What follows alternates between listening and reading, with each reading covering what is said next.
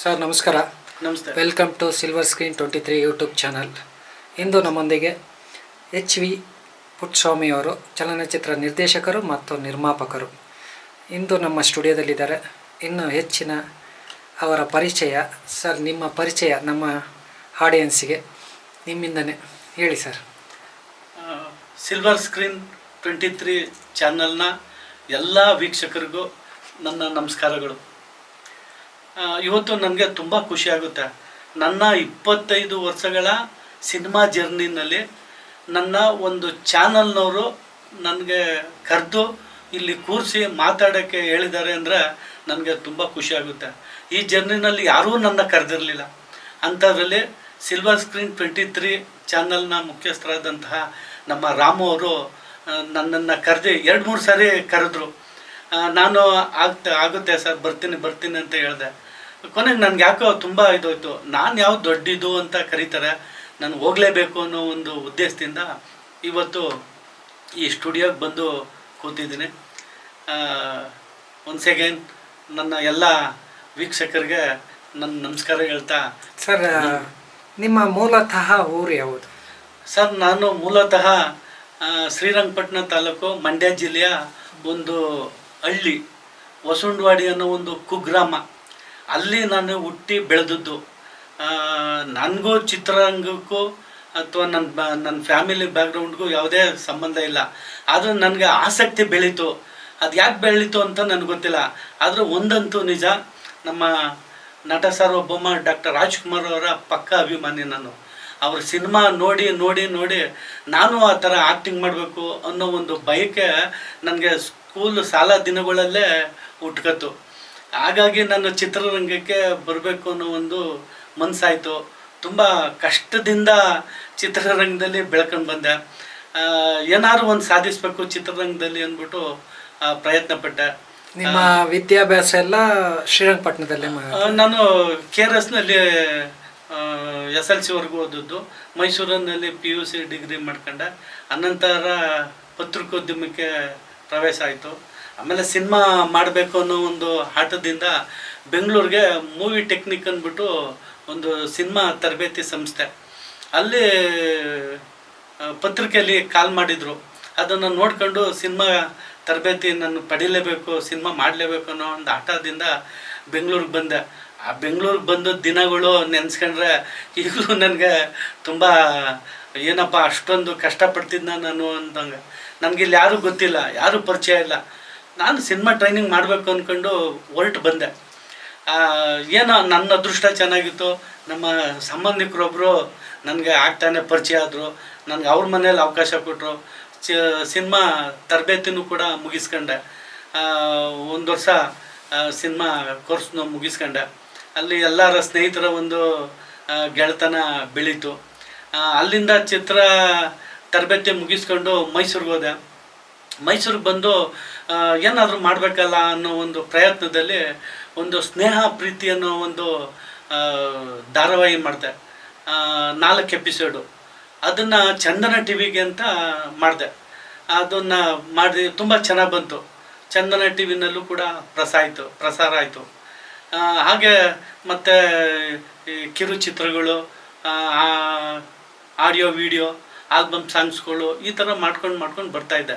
ಆದರೆ ಜನಗಳು ನನ್ನ ಒಂದು ಏನು ಸ್ಕಿಟ್ ನೋಡಿ, ಸಾಂಗ್ಗಳು ನೋಡಿ, ನೀವು ಸಿನಿಮಾ ಯಾಕೆ ಮಾಡಬಾರ್ದು, ಮಾಡೋಕ್ಕೆ ಪ್ರಯತ್ನ ಪಡಿ ಅಂತ ನನಗೆ ಬೆನ್ನು ತಟ್ಟಿದ್ರು. ಇಲ್ಲ, ಒಂದು ಸಿನಿಮಾ ಮಾಡೇ ಬಿಡೋಣ ಅಂದ್ಬಿಟ್ಟು ಪ್ರಯತ್ನ ಪಟ್ಟೆ. ಆದರೆ ಮೊದಲನೇ ಸಿನಿಮಾದಲ್ಲೇ ನಾನು ವಿಫಲ ಆದೆ. ನನ್ನ ಜೊತೆಲಿದ್ದಂಥ ಬಳಗ ನನ್ನನ್ನು ತುಳಿದಾಕ್ಬಿಟ್ರು. ಅಯ್ಯೋ ಸಾಕು, ಈ ಚಿತ್ರರಂಗ ನನಗೆ ಬೇಡ ಅಂದ್ಬಿಟ್ಟು ಸಿನಿಮಾ ರಂಗದಿಂದ ಒಂದು 5 ವರ್ಷ ದೂರ ಇದ್ದೆ. ಏನಾಯ್ತು ಸರ್ ಅದು ನಿಮಗೆ? ಪ್ರಾಬ್ಲಮ್ ಏನಾಯ್ತು ಅಲ್ಲಿ? ಪ್ರಾಬ್ಲಮ್ ಅಂತಂದರೆ ನನಗೆ ಸಹಕಾರ ಕೊಡೋರೆಲ್ಲ ಹಿಂದೆ ಸರಿದ್ರು. ಬಟ್ ನಾನು ಒಬ್ಬ ನಿರ್ದೇಶಕನಾಗಿ ನಾನು ಆ ಸಿನಿಮಾಕ್ಕೆ ಪ್ರಯತ್ನ ಪಟ್ಟೆ. ಆ ನಿರ್ಮಾಪಕರು ಸರಿಯಾಗಿ ಸ್ಪಂದಿಸಲಿಲ್ಲ. ಹಾಗಾಗಿ ಆ ಚಿತ್ರ ಸ್ಟಾಪ್ ಆದಮೇಲೆ ನಾನು ಒಂದು 5 ವರ್ಷ ಏನೂ ಮಾಡಲಿಲ್ಲ, ಸುಮ್ಮನೆ ಇದ್ದೆ. ನನಗೆ ಪತ್ರಿಕೋದ್ಯಮ ನನಗೆ ಕೈ ಬೀಸಿ ಕರೆದಂಗಾಯಿತು. ಪತ್ರಿಕೋದ್ಯಮಕ್ಕೆ ಬಂದೆ. ಪತ್ರಿಕೋದ್ಯಮದಲ್ಲಿ ಸಾಕಷ್ಟು ಸೇವೆ ಮಾಡಿದೆ. ನನಗೆ ಚಿತ್ರರಂಗದಲ್ಲಿ ಮರು ಪ್ರವೇಶ ಆಗಬೇಕು ಅಂತಂದರೆ ಪತ್ರಿಕೋದ್ಯಮನೇ. ಪತ್ರಿಕೋದ್ಯಮ ಇಲ್ಲ ಅಂದರೆ ಮತ್ತೆ ನಾನು ಚಿತ್ರರಂಗಕ್ಕೆ ಪ್ರವೇಶ ಆಗ್ತಿರ್ಲಿಲ್ಲ. ಮೋಸ್ಟ್ಲಿ ನನಗೆ ಅಲ್ಲಿಗೆ ಸ್ಟಾಪ್ ಆಗಿಬಿಡೋದೇನೋ ಅನಿಸುತ್ತೆ. ಮತ್ತು ಪತ್ರಿಕೋದ್ಯಮ ನನಗೆ ಅಲ್ಲಿ ಒಂದು ಸಾಹಿತ್ಯ ಜ್ಞಾನ, ಬರವಣಿಗೆ, ಬರಹ ಇವೆಲ್ಲನೂ ಕಲಿಸ್ತು. ಒಂದು ಶಿಸ್ತು ಕಲಿಸ್ತು ಪತ್ರಿಕೋದ್ಯಮ. ಆಮೇಲೆ ಎಲ್ಲೋದು ಒಂದು ವಿಲ್ ಪವರ್ ಅನ್ನೋದನ್ನ ನನಗೆ ಪತ್ರಿಕೋದ್ಯಮ ಕಲಿಸ್ತು. ಹಾಗಾಗಿ ಮತ್ತೆ ಇನ್ನೊಂದು ಸರಿ ಸಿನಿಮಾ ಪ್ರಯತ್ನ ಪಟ್ಟೆ. ನನ್ನೆಲ್ಲ ಸ್ನೇಹಿತರು ನನಗೆ ತುಂಬ ಸಪೋರ್ಟ್ ಕೊಟ್ಟರು. ಎಲ್ಲ ಕೂಡ ನನ್ನ ನೆನೆಸ್ಕೊತೀನಿ ಈಗಲೂ. ನಾನು ಒಬ್ಬನೇ ಬೆಳೆಯೋಕ್ಕೆ ಸಾಧ್ಯ ಆಗಲಿಲ್ಲ. ನನ್ನೆಲ್ಲ ಸ್ನೇಹಿತರು ನನಗೆ ಬೆನ್ತಟ್ಟಿ ಬೆಳೆಸಿದ್ರು. ನನ್ನ ಮೊದಲನೇ ಚಿತ್ರ ತಿರುವು ಅಂತ ಮಾಡಿದೆ. ತಿರುವು ಆ ಸಿನಿಮಾ ಪ್ರಾರಂಭ ಮಾಡಿದಾಗ ನಾನು ಖಂಡಿತ ಸಿನಿಮಾ ಮಾಡಿ ಒಂದು ಪೂರೈಸ್ತೀನಿ ಅನ್ನೋ ಒಂದು ಭರವಸೆ ಇರಲಿಲ್ಲ. ಆದರೆ ನನ್ನ ಸ್ನೇಹಿತರ ಸಹಕಾರ, ಅವರ ಬೆಂಬಲ ನನ್ನ ಸಿನಿಮಾ ಕಂಪ್ಲೀಟ್ ಮಾಡಿ ತೆರೆಗೆ ತರೋಗೋವರೆಗೂ ನನಗೆ ಒಂದು ಶಕ್ತಿಯಾಗಿ ಬಂತು. ಆವಾಗ ತಿರುವು ಫಿಲಮ್ನ ರಿಲೀಸ್ ಮಾಡಿದೆ. ಜನಗಳು ಒಳ್ಳೆ ಒಪಿನಿಯನ್ ಕೊಟ್ಟರು. ಸಿನಿಮಾ ಚೆನ್ನಾಗಿದೆ, ನೀವು ಇನ್ನೂ ಪ್ರಯತ್ನ ಪಡಿ, ತುಂಬ ಚೆನ್ನಾಗಿದೆ ಫಿಲಮು, ಸ್ಟೋರಿ ಇದೆ, ಆಮೇಲೆ ಹೊಸಬ್ರಿಗೆ ಅವಕಾಶ ಕೊಟ್ಟಿದ್ದಾರೆ ಅನ್ನೋ ಒಂದು ಬೆಂಬಲ, ಒಂದು ಸಹಮತ ಸಿಕ್ತು. ಅನಂತರ ತ್ರಿಭುಜ ಫಿಲಮ್ನ ಮಾಡಿದೆ. ತ್ರಿಭುಜ ಫಿಲಮಲ್ಲಿ 4 ಸಾಂಗು, 1 ಫೈಟು ಹಾಕೊಂಡು ಸಿನಿಮಾ ಮಾಡಿದೆ. ಅದರಲ್ಲೂ ಕೂಡ ಹೊಸ ಪ್ರತಿಭೆಗಳಿಗೆ ನಾನು ಅವಕಾಶ ಕೊಟ್ಟೆ. ಇಡೀ ಸಿನಿಮಾ ಪೂರ್ತಿ ಎಲ್ಲ ಹೊಸಬರನ್ನೇ ಆಯ್ಕೆ ಮಾಡಿಕೊಂಡು ಸಿನಿಮಾದಲ್ಲಿ ಅವಕಾಶ ಕೊಟ್ಟೆ. ತ್ರಿಭುಜ ಫಿಲಮ್ನು ಕೂಡ ಕಂಪ್ಲೀಟ್ ಮಾಡಿದೆ, ರಿಲೀಸು ಮಾಡಿದೆ. ನನಗೆ ತುಂಬ ಖುಷಿಯಾಯಿತು. 2ನೇ ಸಿನಿಮಾನು ಕೈಗೆತ್ಕೊಂಡು ಮುಗಿಸ್ತೆ ಅನ್ನೋ ಒಂದು ಇದು. ಆನಂತರ ಇನ್ನು ಸ್ವಲ್ಪ ದಿನ ಆದಮೇಲೆ ಇನ್ನೊಂದು ಸ್ವಲ್ಪ ಹುಮ್ಮಸ್ಸು. 2ನೇ ಫಿಲಮು ಮುಗೀತು, ತಡ್ರಿ ಇನ್ನೊಂದು ಫಿಲಮು ಧರ್ಮಿಷ್ಠ ಅಂತ ಒಂದು ಕೈಗೆತ್ಕೊಂಡೆ. ಆ ಸಿನಿಮಾನ ನಾನು ಸಂಪೂರ್ಣ ಮಾಡೋಕ್ಕೆ ಸ್ವಲ್ಪ ಕಷ್ಟ ಆಯಿತು. ಆವಾಗ ನಮ್ಮ ಸ್ನೇಹಿತರು ಗೋಲ್ಡನ್ ಸುರೇಶ್ ಅಂದ್ಬಿಟ್ಟು ನಮ್ಮ ಸ್ನೇಹಿತರು ಅವ್ರನ್ನ ನೋಡಿ, ಸರ್ ಈ ಥರ ಸಿನಿಮಾ ಕಂಪ್ಲೀಟ್ ಎಲ್ಲ ಆಗಿದೆ, ಇನ್ನು ಮುಂದಕ್ಕೆ ನೀವು ಸ್ವಲ್ಪ ಸಪೋರ್ಟ್ ಕೊಡಿ ಅಂತ ಅಂದು. ಅವರು ಖಂಡಿತ ನಾನು ಸಪೋರ್ಟ್ ಕೊಡ್ತೀನಿ, ನನ್ನ ಬ್ಯಾನರಲ್ಲೇ ಸಿನಿಮಾ ಮುಗಿಸಿ ರಿಲೀಸ್ ಮಾಡಿ ನಾವೆಲ್ಲ ಸಪೋರ್ಟ್ ಕೊಡ್ತೀನಿ ಅಂತ ಹೇಳಿದ್ರು. ಆ ಸಿನಿಮಾನು ಕೂಡ ಧರ್ಮಿಷ್ಠ ಫಿಲಮು ತುಂಬ ಚೆನ್ನಾಗಿ ಬಂತು. ಎಲ್ಲರಿಗೂ ಹೊಸಬರು ಕೊಟ್ಟೆ. ಆ ಚಿತ್ರದಲ್ಲಿ ಏನು ವಿಶೇಷ ಅಂದರೆ ಅದನ್ನ ನಾನು ಕಮರ್ಷಿಯಲ್ಲಾಗಿ ಮಾಡಲಿಲ್ಲ. ಒಂದು ಹೊಸ ಕಲಾವಿದರಿಗೆ ಒಂದು ಪ್ಲಾಟ್ಫಾರಮ್ ಕೊಡಬೇಕು ಅನ್ನೋ ಒಂದು ಉದ್ದೇಶದಿಂದ ಸಿನಿಮಾ ಮಾಡಿದೆ. ಅದರಲ್ಲಿ ಜೂನಿಯರ್ ರಾಜ್ಕುಮಾರು ಮೊಟ್ಟ ಮೊದಲಿಗೆ ನಮ್ಮ ಚಿತ್ರದಲ್ಲಿ ಕಥಾನಾಯಕನಾಗಿ ಮಾಡಿದ್ರು, ಮೈತ್ರಿ ಮಾಡಿದ್ರು. ಇನ್ನೆಲ್ಲ ಉಳಿದಂಥ ಎಲ್ಲ ಕಲಾವಿದರು ಹೊಸಬ್ರು. ಆ ಸಿನಿಮಾ ಅಂದರೆ ಏನು ಅಂತ ಗೊತ್ತಿಲ್ಲದವ್ರನ್ನ ಹಾಕೊಂಡು ಸಿನಿಮಾ ಮಾಡಿ ಅವ್ರ ಕೈಲೇ ಡಬ್ಬಿಂಗ್ ಮಾಡಿಸಿ ಒಂದು ಒಳ್ಳೆ ಚಿತ್ರ ಮಾಡಿದ್ದೀನಿ, ಸಾಮಾಜಿಕ ಚಿತ್ರ. ಇವತ್ತಿಗೂ ಸಿನಿಮಾ ನೋಡಿ ಎಲ್ಲ ಇಷ್ಟಪಟ್ಟರು. ಆದರೆ ಥಿಯೇಟ್ರಲ್ಲಿ ಸಿನಿಮಾ ನನ್ನ ಫಿಲಮ್ ವಿಫಲ ಆಯಿತು. ಥಿಯೇಟ್ರಿಗೆ ಜನನೇ ಬರ್ತಾಯಿಲ್ಲ. ಯಾಕೆ ಬರ್ತಾಯಿಲ್ಲ ಅಂದರೆ ನಾನು ಹೇಳ್ತೀನಿ, ಸಿನಿಮಾ ಚೆನ್ನಾಗಿದೆ, ಒಂದು ಸಾರಿ ಬನ್ನಿ ನೋಡಿ ಸಿನಿಮಾನ, ಆ ಒಂದು ಕಂಟೆಂಟ್ ನೋಡಿ ಅಂತ ಎಲ್ಲ ರಿಕ್ವೆಸ್ಟ್ ಮಾಡ್ಕೊಂಡೆ ಸೋಷಿಯಲ್ ಮೀಡಿಯಲ್ಲೆಲ್ಲ. ಅದು ನಾವು ಥಿಯೇಟ್ರಲ್ಲಿ ಗೆಲ್ಲಕ್ಕಾಗಲಿಲ್ಲ. ಮತ್ತು ನಾನು ಸಿರಿ ಮೂವೀಸಲ್ಲಿ ನಮ್ಮ ಸ್ನೇಹಿತರು ಸುರೇಶ್ ಚಿಕ್ಕಣ್ಣವ್ರ ಹತ್ರ ಕೇಳ್ಕೊಂಡು ಯೂಟ್ಯೂಬ್ ಚಾನಲಲ್ಲಿ ಅದನ್ನು ರಿಲೀಸ್ ಮಾಡಿದೆ. ನೋಡಿ ಇವಾಗ 25,000 ಜನಕ್ಕೂ ಹೆಚ್ಚು ಜನ ಆ ಸಿನಿಮಾನ ನೋಡಿ ಇಷ್ಟಪಟ್ಟಿದ್ದಾರೆ. ಎಲ್ಲ ಫೋನ್ ಮಾಡು ಕೂಡ ಹೇಳ್ತಾ ಇದ್ದಾರೆ, ಇಲ್ಲ ತುಂಬ ಚೆನ್ನಾಗಿದೆ ಸಿನಿಮಾ, ನಿಮ್ಮ ಪ್ರಯತ್ನ ಚೆನ್ನಾಗಿದೆ, ನೀವು ಹೀಗೆ ಪ್ರಯತ್ನ ಪಡಿ, ನೀವು ಮುಂದೊಂದು ದಿನ ಗೆಲ್ತೀರಿ ಅನ್ನೋ ಒಂದು ಬೆಂಬಲ ನನಗೆ ಸಿಗ್ತಾ ಇದ್ದಿಲ್ಲ. ನನಗೆ ಅದೇ ತುಂಬ ಖುಷಿಯಾಗಿದೆ. ಆನಂತರ ಈಗ ಗೌರಿ ತನಿಯ ಅಂದ್ಬಿಟ್ಟು NS ಫಿಲಮ್ಸ್ ಬ್ಯಾನರ್ ಅಡಿಯಲ್ಲಿ ನನ್ನದೇ ಡೈರೆಕ್ಷನ್ನು, ನನ್ನದೇ ಕತೆ, ಸಂಭಾಷಣೆನ ನಮ್ಮ ಆತ್ಮೀಯರಾದಂಥ ಡಾಕ್ಟರ್ ಸಂಧ್ಯಾ ಅವರು ಬರೀತಾ ಇದ್ದಾರೆ. ಹಾಡುಗಳು ಕೂಡ ನಾನೇ ಬರೆದಿದ್ದೀನಿ. ಈಗ ಆಲ್ರೆಡಿ ಸಾಂಗ್ ರೆಕಾರ್ಡಿಂಗು 2 ಕಂಪ್ಲೀಟ್ ಆಗಿದೆ. ಜೂನು ತಿಂಗಳಲ್ಲಿ ಮಾಡಬೇಕು ಅಂತ ಮಾಡಿದ್ದೀನಿ. ನೋಡೋಣ, ಎಲ್ಲ ಒಂದು ಪ್ರಿಪೇರ್ ಮಾಡ್ಕೊಂಡು ಇದನ್ನ ಸ್ವಲ್ಪ ಪ್ರೊಫೆಷನಲ್ ಆಗಿ ಮಾಡ್ತಾಯಿದ್ದೀನಿ. ಹೊಸಬ್ರನ್ನ ಹಾಕೊಳ್ದೇನೆ ಸ್ವಲ್ಪ ಅನುಭವ ಇರುವಂಥ ಆರ್ಟಿಸ್ಟ್ಗಳು, ಟೆಕ್ನಿಷಿಯನ್ನು ಎಲ್ಲರನ್ನೂ ಹಾಕ್ಕೊಂಡು ಒಂದು ಒಳ್ಳೆ ಚಿತ್ರ ಮಾಡೋಣ. ಈ 3 ಸಿನಿಮಾಕ್ಕಿಂತಲೂ ವಿಭಿನ್ನವಾಗಿ ಗೌರಿ ತನಿಯನ ಮಾಡೋಣ ಅನ್ನೋ ಒಂದು ಉದ್ದೇಶದಿಂದ ಜೂನ್ಗೆ ಶುರು ಮಾಡ್ತಾ ಇದ್ದೀನಿ ಫಿಲಮ್ನ. ನೋಡೋಣ. ಹಾಗೆ ಇನ್ನೊಂದು ಸಿನಿಮಾನೂ ಕೂಡ ನನಗೆ ಒಂದು ಶ್ರೀ ಕಾಲಭೈರವ ಮೂವೀಸ್ ನಿರ್ಮಾಪಕಿ ಡಾಕ್ಟರ್ ಸಂಧ್ಯವರು ನನಗೊಂದು ಮತ್ತೊಂದು ಅವಕಾಶ ಕೊಟ್ಟಿದ್ದಾರೆ. ಅದರಲ್ಲೂ ಕೂಡ ನಾನು ಅಭಿನಯಿಸಿ ಆ ಚಿತ್ರನ ನಿರ್ದೇಶನ ಮಾಡ್ತಾ ಇದ್ದೀನಿ. ಅದರಲ್ಲೂ ಕೂಡ ನನ್ನದೇ ಕತೆ. ಸಂಭಾಷಣೆ ನಮ್ಮ ನಿರ್ಮಾಪಕಿ ಡಾಕ್ಟರ್ ಸಂಧ್ಯವ್ರೇ ಬರಿತಾ ಇದ್ದಾರೆ ಸಂಭಾಷಣೆನ. ನೋಡೋಣ. 3 ಸಿನಿಮಾ ರಿಲೀಸ್ ಆಗಿದೆ, ಇನ್ನೆರಡು ಸಿನಿಮಾ ಕೈಗೆತ್ಕೊಂಡಿದ್ದೀನಿ. ಚಿತ್ರರಂಗ ನನ್ನ ಎಲ್ಲೋ ಒಂಥವು ನನಗೆ ದೊಡ್ಡ ಮಟ್ಟದಲ್ಲಿ ಹೆಸರು ಬೇಡ, ಅಟ್ಲೀಸ್ಟು ಪುಟ್ಟಸ್ವಾಮಿ ಮಾಡೋವಂಥ ಸಿನಿಮಾಗಳು ಚೆನ್ನಾಗಿವೆ ಅಂದರೆ ಸಾಕು. ನನಗೆ ಇನ್ನೇನು ಪ್ರಶಸ್ತಿಗಳು ಬೇಡ, ಏನು ಬೇಡ. ಚಿತ್ರರಂಗದಲ್ಲಿ ಒಂದು 5 ಸಿನಿಮಾ ಮಾಡಿದ್ದೀನಿ ಅನ್ನೋ ಒಂದು ಖುಷಿ ಸಂತೋಷ ನನಗೆ ಸಿಕ್ಕಿದ್ರೆ ಸಾಕು. ಆಮೇಲೆ ಜೊತೆಗೆ ನಾನು ಈ ಸಿನಿಮಾ ರಂಗದಲ್ಲಿ ದುಡ್ಡು ಮಾಡಬೇಕು ಅಂತ ಬಂದವನಲ್ಲ. ಸಿನಿಮಾ ಮಾಡಬೇಕು, ಒಂದು ಒಳ್ಳೆ ಕತೆಗಳು ಕೊಡಬೇಕು, ಹೊಸೊಬ್ಬರಿಗೆ ಅವಕಾಶ ಕೊಡಬೇಕು ಅನ್ನೋ ಒಂದು ಉದ್ದೇಶ ಇಟ್ಕೊಂಡು ನಾನು ಚಿತ್ರರಂಗಕ್ಕೆ ಬಂದೆ. ನನ್ನದೇ ಶ್ರೀ ರಾಗಶ್ರೀ ಫಿಲ್ಮ್ ಪ್ರೊಡಕ್ಷನ್ಸ್ ಅಂದ್ಬಿಟ್ಟು ನನ್ನದೇ ಒಂದು ಬ್ಯಾನರ್ ಕಟ್ತೆ. ಕರ್ನಾಟಕ ಚಲನಚಿತ್ರ ವಾಣಿಜ್ಯ ಮಂಡಳಿಯಲ್ಲಿ ಒಂದು ಸದಸ್ಯತ್ವ ತಗೊಂಡು ಆ ಸಿನಿಮಾಗಳನ್ನ ಅದ್ರ ಅಡಿಯಲ್ಲಿ ಮಾಡ್ತಾ ಬಂದೆ. ತುಂಬ ಖುಷಿಯಾಯಿತು. ಹೊಸೊಬ್ರಿಗೆ ಅವಕಾಶ ಕೊಟ್ಟಿದ್ದೀನಿ. ನಾನು ಸಿನಿಮಾ ಮಾಡಿದವರು ಬಹುತೇಕ ಸಿನಿಮಾ ರಂಗದಲ್ಲಿ ಮಾಡ್ತಾ ಇದ್ದಾರೆ. ನಾನೇನು ಚಿತ್ರರಂಗದಲ್ಲಿ ದೊಡ್ಡ ಸಾಧನೆ ಮಾಡಿದ್ದೀನಿ ಅಂತ ನಾನು ಹೇಳಕ್ಕೆ ಬರಲ್ಲ. ಆದರೂ ಚಿತ್ರರಂಗದಲ್ಲಿ ಬಹಳ ಕನಸಿಟ್ಟು ನಾನು ಈ ಉದ್ಯಮಕ್ಕೆ ಬಂದೆ. ಸುಮಾರು ನನ್ನ 18ನೇ ವಯಸ್ಸಿನಲ್ಲೇ ಸಿನಿಮಾ ರಂಗದ್ದು ಒಂದು ಸೆಳೆತ ನನಗೆ ಹುಟ್ಕೊತು. ಸಿನಿಮಾ ಮಾಡಬೇಕು, ಸಿನಿಮಾದಲ್ಲಿ ಆ್ಯಕ್ಟಿಂಗ್ ಮಾಡಬೇಕು, ಡೈರೆಕ್ಷನ್ ಮಾಡಬೇಕು, ಸಿನಿಮಾ ಪ್ರೊಡ್ಯೂಸ್ ಮಾಡಬೇಕು ಅನ್ನೋ ಒಂದು ಹಲವಾರು ಕನಸನ್ನ ಒತ್ಕೊಂಡು ಬಂದೆ. ಆದರೆ ನನ್ನ ಕನಸು ದೊಡ್ಡದಾಗಿತ್ತೋ ಹೊರತು ನನಗೆ ಅವಕಾಶಗಳು ನನಗೆಲ್ಲೂ ಸಿಗಲಿಲ್ಲ. ನಾನು ಪ್ರಯತ್ನದ ಮೇಲೆ ಪ್ರಯತ್ನ ಪಟ್ಟೆ. ಅಂದರೆ ಶ್ರೀರಂಗಪಟ್ಟಣ ಅಥವಾ ನಿಮ್ಮ ಹಳ್ಳಿ ಯಾವ್ದು ಸರ್? ಅಂದರೆ ಸರ್, ಶ್ರೀರಂಗಪಟ್ಟಣ ತಾಲೂಕಲ್ಲಿ KRS ಹತ್ರ ಒಂದು ಹೊಸಂಡವಾಡಿ ಅಂತ ಇದೆ ಸರ್. ಅದು ಒಂದು ಪುಟ್ಟ ಗ್ರಾಮ. ಈಗ ಬಿಡಿ, ಅದು ಸಿಟಿನೇ ಆಗೈತೆ ಇವಾಗ. KRS ಎಲ್ಲ ಸಿಟಿನೇ ಆಗಿದೆ. ಈಗ ಚೆನ್ನಾಗಿದೆ. ಅವತ್ತು ನಾನು ಚಿತ್ರರಂಗಕ್ಕೆ ಹೆಜ್ಜೆ ಇಟ್ಟಾಗ ಅದೊಂದು ಪುಟ್ಟ ಗ್ರಾಮ. ಸಿನಿಮಾ ನಿಜವಲ್ಲೂ ನಾವು ಸಿನಿಮಾ ಎಷ್ಟು ವರ್ಷ ನಿಮ್ಗೆ ಅವಾಗ ನೀವು ಬೆಂಗಳೂರಿಗೆ ಬಂದಾಗ? ಸರ್, ನಾನು ಅವಾಗ 20 ಸರ್, 20 ವರ್ಷ ನಾನು ಅವಾಗ ಬಂದಾಗ. ನಿಮ್ಮ ತಂದೆ ತಾಯಿ ಸರ್ ಇಲ್ಲ, ನನ್ಗೆ ಅವರೆಲ್ಲ ಪ್ರೋತ್ಸಾಹಿತ ಅಥವಾ ಇಲ್ಲ ಸರ್, ನಮ್ಗೆ ತಂದೆ ತಾಯಿ ಚಿಕ್ಕದ್ರಲ್ಲೇ ತಿರೋರು. ಅಂದ್ರೆ ನಿಮ್ಮನ್ನ ಎಲ್ಲ ಸಾಕಿ ಬೆಳೆಸಿ? ನಮ್ಮ ಅಣ್ಣ, ನಮ್ಮ ಅತ್ತಿಗೆ. ಎಷ್ಟು ಜನ ನೀವೆಲ್ಲ? ನಾವು 5 ಜನ ಅಣ್ಣ ತಮ್ಮದಿರು ಸರ್. ನಮ್ಮ ಅತ್ತಿಗೆರು ಒಂದೇ ಕುಟುಂಬ ನಾವು. ಬಟ್ ನನ್ಗೆ ನನ್ನ ಒಬ್ಬ ಎಲ್ಲ ಅಣ್ಣದಿರು ನನ್ನ ಪ್ರೀತಿಯಿಂದ. ನೀವೆಷ್ಟನೇವರು? ನಾನೇ ಕೊನೆಯವರು. ಓ, ನೀವು ಕೊನೆ. ಪ್ರೀತಿಯಿಂದ ನೋಡ್ತಿದ್ರು ಕೂಡ. ಅವರು ಕೂಡ ಯಾರು ವಿರೋಧ ಏನು ಮಾಡ್ಲಿಲ್ಲ? ರಂಗಕ್ಕೆ ಹೋಗಕ್ಕೆ ಇಷ್ಟ ಇಲ್ಲ. ಅದರಲ್ಲೂ ನಮ್ಮ ಅಣ್ಣ ಅತ್ತಿಗೆ ಅಂತೂ ಯಾವ ಸಿನಿಮಾ ಬೇಡಕ್ಕೆ ಬೇಡ, ನಿನ್ಗೆ ಆರಾಮಾಗಿ ಮನೇಲಿ ಇತ್ಕೊಂಡು ಇರು ಅಂತಂದ್ರು. ಆದ್ರೂ ನಾನು ಇಲ್ಲ, ಚಿತ್ರರಂಗಕ್ಕೆ ನಾನು ಹೋಗ್ಲೇಬೇಕು. ನಾನು ಎಷ್ಟೋ ಸರಿ ಕೆಲಸ ಮಾಡೋಕ್ಕೆ ಅಂತ ಹೋಗಿ ಕೆಲಸ ಮಾಡ್ದೇ ಬಿಟ್ಟು ಚಿತ್ರರಂಗಕ್ಕೆ ಬಂದಿದ್ದೀನಿ.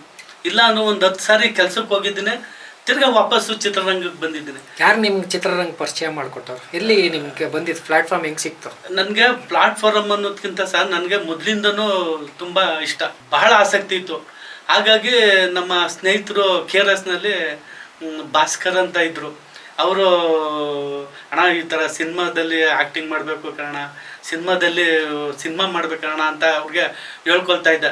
ಅವರು ಪಾಪ ಚಿತ್ರರಂಗದಲ್ಲಿ ಒಂದು ಸ್ವಲ್ಪ ನಮ್ಮ ಭಾಸ್ಕರಣ್ಣವ್ರಿಗೆ ಸಿನಿಮಾದಲ್ಲಿ ಒಂದು ಸ್ವಲ್ಪ ಸಂಬಂಧ ಇತ್ತು, ನಂಟಿತ್ತು. ಅವರು ಹಾಗೆ ಮಾಡು ಹೀಗೆ ಮಾಡು ಅಂತ ಸಿನಿಮಾದ ಬಗ್ಗೆ ನನಗೆ ಹೇಳ್ತಾಯಿದ್ರು. ಅವಾಗ ಒಂದಿನ, ಇಲ್ಲ ನನ್ನ ಸಿನಿಮಾ ರಂಗಕ್ಕೆ ಹೋಗಬೇಕು, ನನಗೆ ಯಾವ ಹುದ್ದೆನೂ ಬೇಡ, ನನಗೆ ಅದರಲ್ಲೇ ಒಂದು ಖುಷಿ ತರುವಂಥ ಒಂದು ಉದ್ಯಮ ಅಂದ್ಬಿಟ್ಟು ಚಿತ್ರೋದ್ಯಮಕ್ಕೆ ಹೆಜ್ಜೆ ಇಟ್ಟೆ. ಬಟ್ ಕಷ್ಟ. ಅತಿ ಹೆಚ್ಚು ಆಸಕ್ತಿ ಸಿನಿಮಾ ರಂಗ. ಹೌದು, ಸಿನಿಮಾ ರಂಗದಲ್ಲಿ ಮತ್ತೆ ನಟನೆ ಕಡೆ. ಹೌದು, ನನ್ನ ನಟನೆ ಅಂದ್ರೆ ಹೌದು, ಖಂಡಿತ. ನಾನು ಚಿತ್ರರಂಗಕ್ಕೆ ಪೂರ್ವ ನಾನು ರಂಗಭೂಮಿ ಕಲಾವಿದನೇ. ನಾನು ಮೊದಲು ನೀವು ರಂಗಭೂಮಿ ಕಲಾವಿದ್ರು? ಹೌದು, ನಾಟಕಗಳು ಆಡ್ತಿದ್ದೆ. ಎಲ್ಲಿ ಮಾಡ್ತಿದ್ರಿ ನಾಟಕವೆಲ್ಲ? ಅಲ್ಲ, ನಮ್ಮ ಲೋಕಲ್ ಅಲ್ಲಿ KRS ಅಲ್ಲಿ ನಾಟಕಗಳು ಆಡ್ತಿದ್ದೆ, ಸಾಮಾಜಿಕ ನಾಟಕಗಳು. ಪೌರಾಣಿಕ ಎಲ್ಲ ಮಾಡಿದ್ರ? ಇಲ್ಲ, ಪೌರಾಣಿಕದಲ್ಲಿ ಇಲ್ಲ. ಪೌರಾಣಿಕ ನನಗೆ ಒಂದು ಇಂಟ್ರೆಸ್ಟ್ ಇರಲಿಲ್ಲ. ಸಾಮಾಜಿಕ ನಾಟಕದಲ್ಲಿ ತುಂಬಾ ಒಂದು 7-8 ನಾಟಕ ಆಡ್ತಿದ್ದೆ. ನಮ್ಮ ಅಣ್ಣವ್ರು ಒಬ್ರಿದ್ರು, ನಾಗೇಶ್ ಅಂದ್ಬಿಟ್ಟು. ಅವರು ದಿನ ನನ್ನ ಟೀಕಿಸ್ತಿದ್ರು, ನೀನು ಬಿಡೋ, ನೀನು ನಾಟಕ ಆಡ್ಕೊಂಡು ಊರು ಸುತ್ತೀಯ, ನೀನು ನಾಟಕದವನೇ ಆಗೋಯ್ತೀಯ ಬಿಡು ಅಂತ ಅನ್ನೋರು.